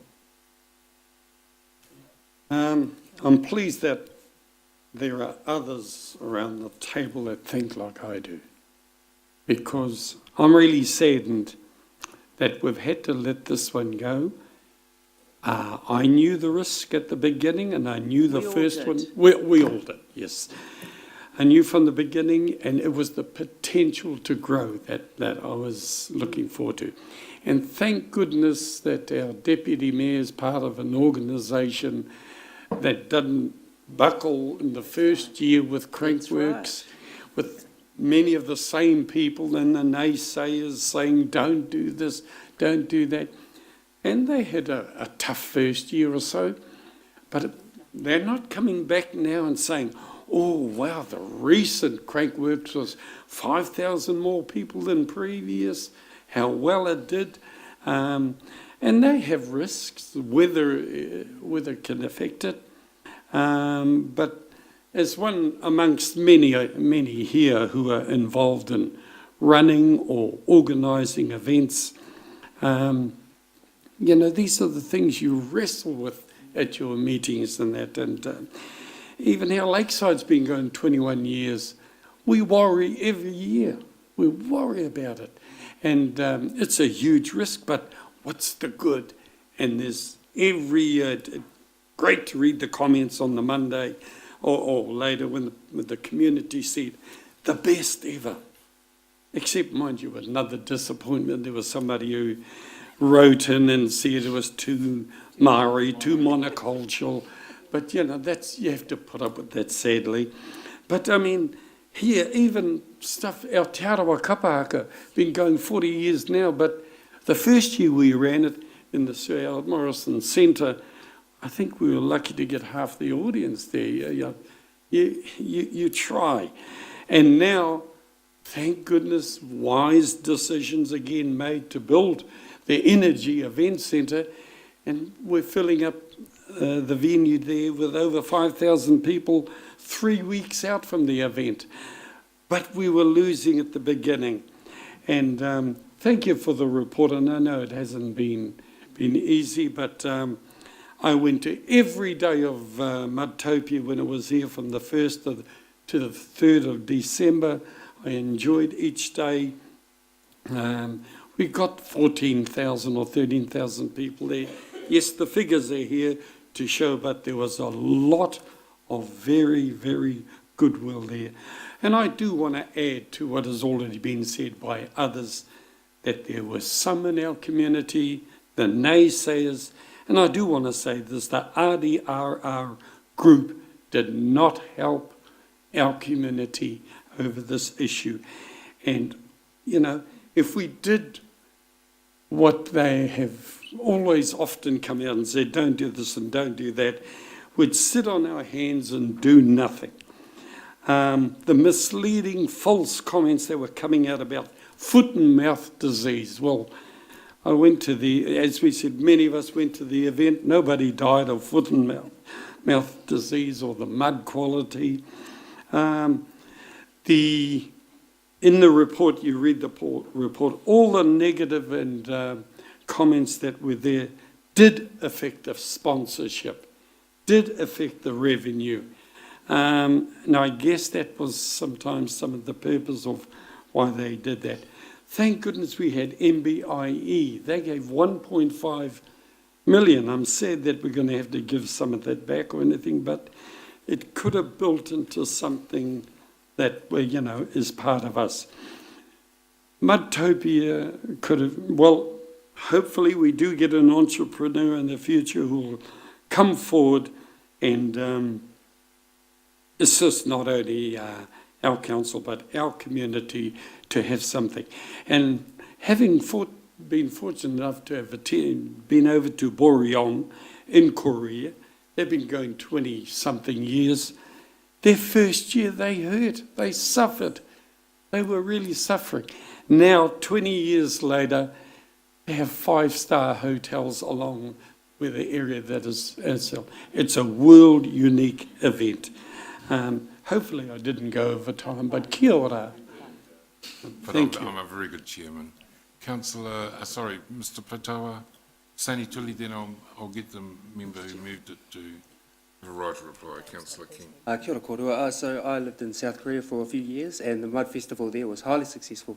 I think my question was, how did this event bring the South Korean community, and there's lots of families here, the South Korean community and the Rotorua community together? Because for me, I thought mud was the festival, but it was actually the cultural exchange that I was looking forward to. Fair enough. How did that happen? There were 40 delegates that came from Korea, from Boryong, and then was contact was made through the local ambassador, Korean ambassador here in New Zealand. So we also saw delegations from the Waikato, some from Auckland, and some and local community groups as well attend the festival. Okay. And the mayor, of course. I'm hopeful that we continue to build that relationship with our South Korean families. Like I saw there was a book about the Chinese families who have been in Rotorua for the past 100 years. And I met National Party MP Melissa Lee 2 weeks back. And she comes down here every 3 months to meet the Korean community. And she said they're so vibrant, but there's not always invitations to join our community. So they've been here for a long, long time, but there aren't opportunities like this festival in particular. They can stand out with pride and say, actually, ko Rotorua, you're borrowing from us. Now, this is how we do it, and this is how we can work together. And when I noticed it had the potential of being a global event, that's where I was going. And I kind of agree with the sabotage thing. I saw that there was so much negative feedback that it actually put people off, so they went to the other options. But for me, I was really hopeful that the Rotorua community and the South Korean community, besides this event, could continue to build that relationship. Yeah, Henry? Just before the movers' final say on the revised recommendation, I just was keen to get a little bit of clarification, really, and I guess I'm thinking about the discussions we're starting to have with others who may want to deliver the event. And I just want to sort of make sure we don't tie our hands too tight in terms of the sort of support and enabling way we could work with them. We've got staff who may be able to support. We've got venues we may be able to provide at reasonable rates, and a few things like that where we may be able to. I guess it's the indirect costs that that we provide to a lot of event organisers for a range of events, and I suppose I just don't want to tie our hands so tight that we actually make it impossible for anyone else even to take it on. So that's my only concern, is whether we've got the words right. Henry, I don't think in this instance that's the case. I mean, if somebody puts a business case to us and says they want the council, like we did with Crankworks, they want us to underwrite it to the tune of $50,000 maximum, that would have to stack up and come back to this committee. So I don't see by putting at no financial cost to council being an inhibitor to any private company or organisation putting a plan to council and saying, for $50,000, this is what we can deliver for you in terms of a mud festival. So no, and I suppose, Mr. Chair, the one thing I suppose I'm really thinking about in first instance is what I'd call the indirect support, which could be some staff time, which could be support around venues. It could be there could be a range of things, and I just want to make sure that's that would happen anyway through our events people, wouldn't it? Yes, that would be a normal way to work with an event we want to support. I've got Councillor Donaldson and Councillor Tapsell, and then I want to put the motion. Councillor Donaldson. Thank you, Mr. Chairman, and I wonder if the last discussion might, if the mover and seconder consider, because I think Councillor Kent's amendment is the pragmatic one, but if the word direct went in front of financial, would that help? But look, Mr. Chairman, I don't think it actually needs it. I very specifically looked at that wording and said no financial cost to council. That doesn't prohibit staff involvement, giving them reduced rates for premises or whatever. This is no direct financial cost to council. In other words, we don't write out any dollars and give them any cheques. Councillor Kent, through the chair, that's how I read it as well. So look, speaking in support of the recommendation, sadly, the event was, as has been described, tainted by controversy, and corporate hands stayed in their pockets.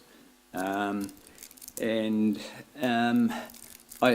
really sort of am saddened by the fact that it's only council that managed this on its own, because when an event has other partners, as we have the Mountain Bike Events Limited, you get a lot more grunt behind it.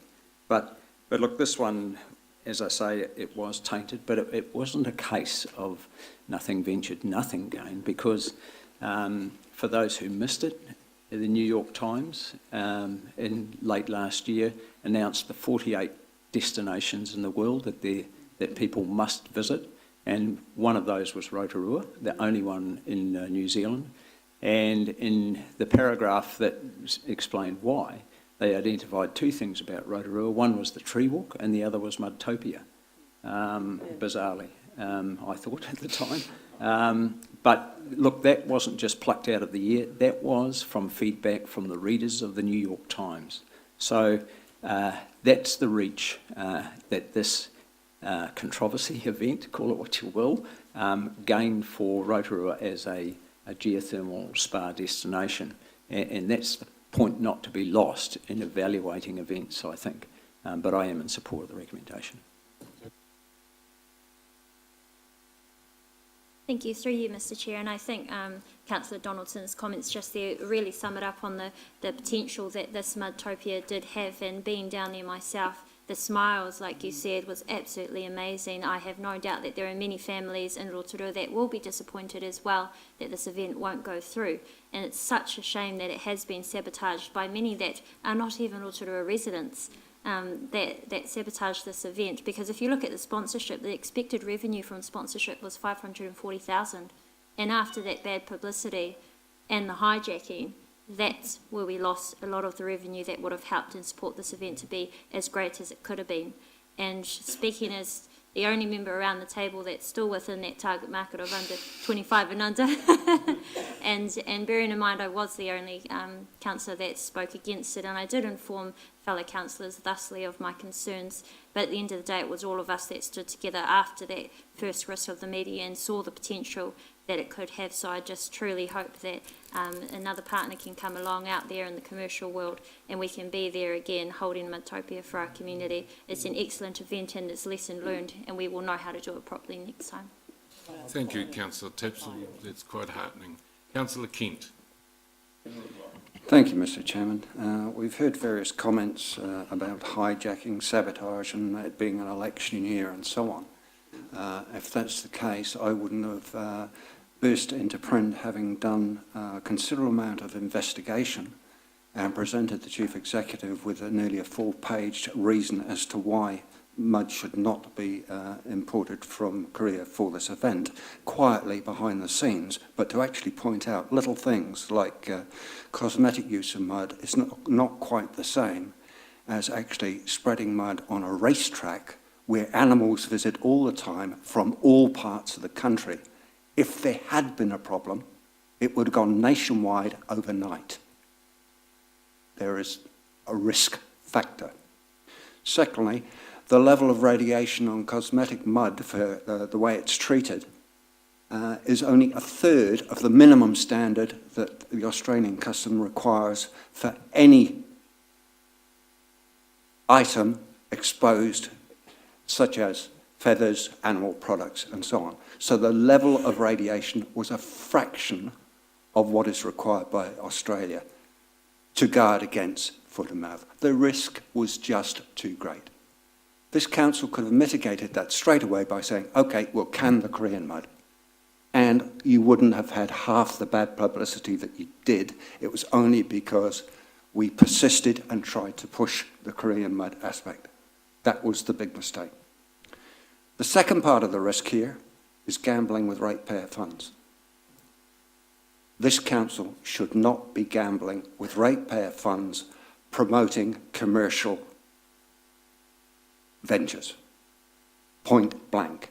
We are here to look after and use ratepayer funds for the benefit of ratepayers. And I'm sorry, giving away thousands of free tickets, yes, you get lots of pats on the back, but sorry, we could have done a hell of a lot more for this community with $750,000.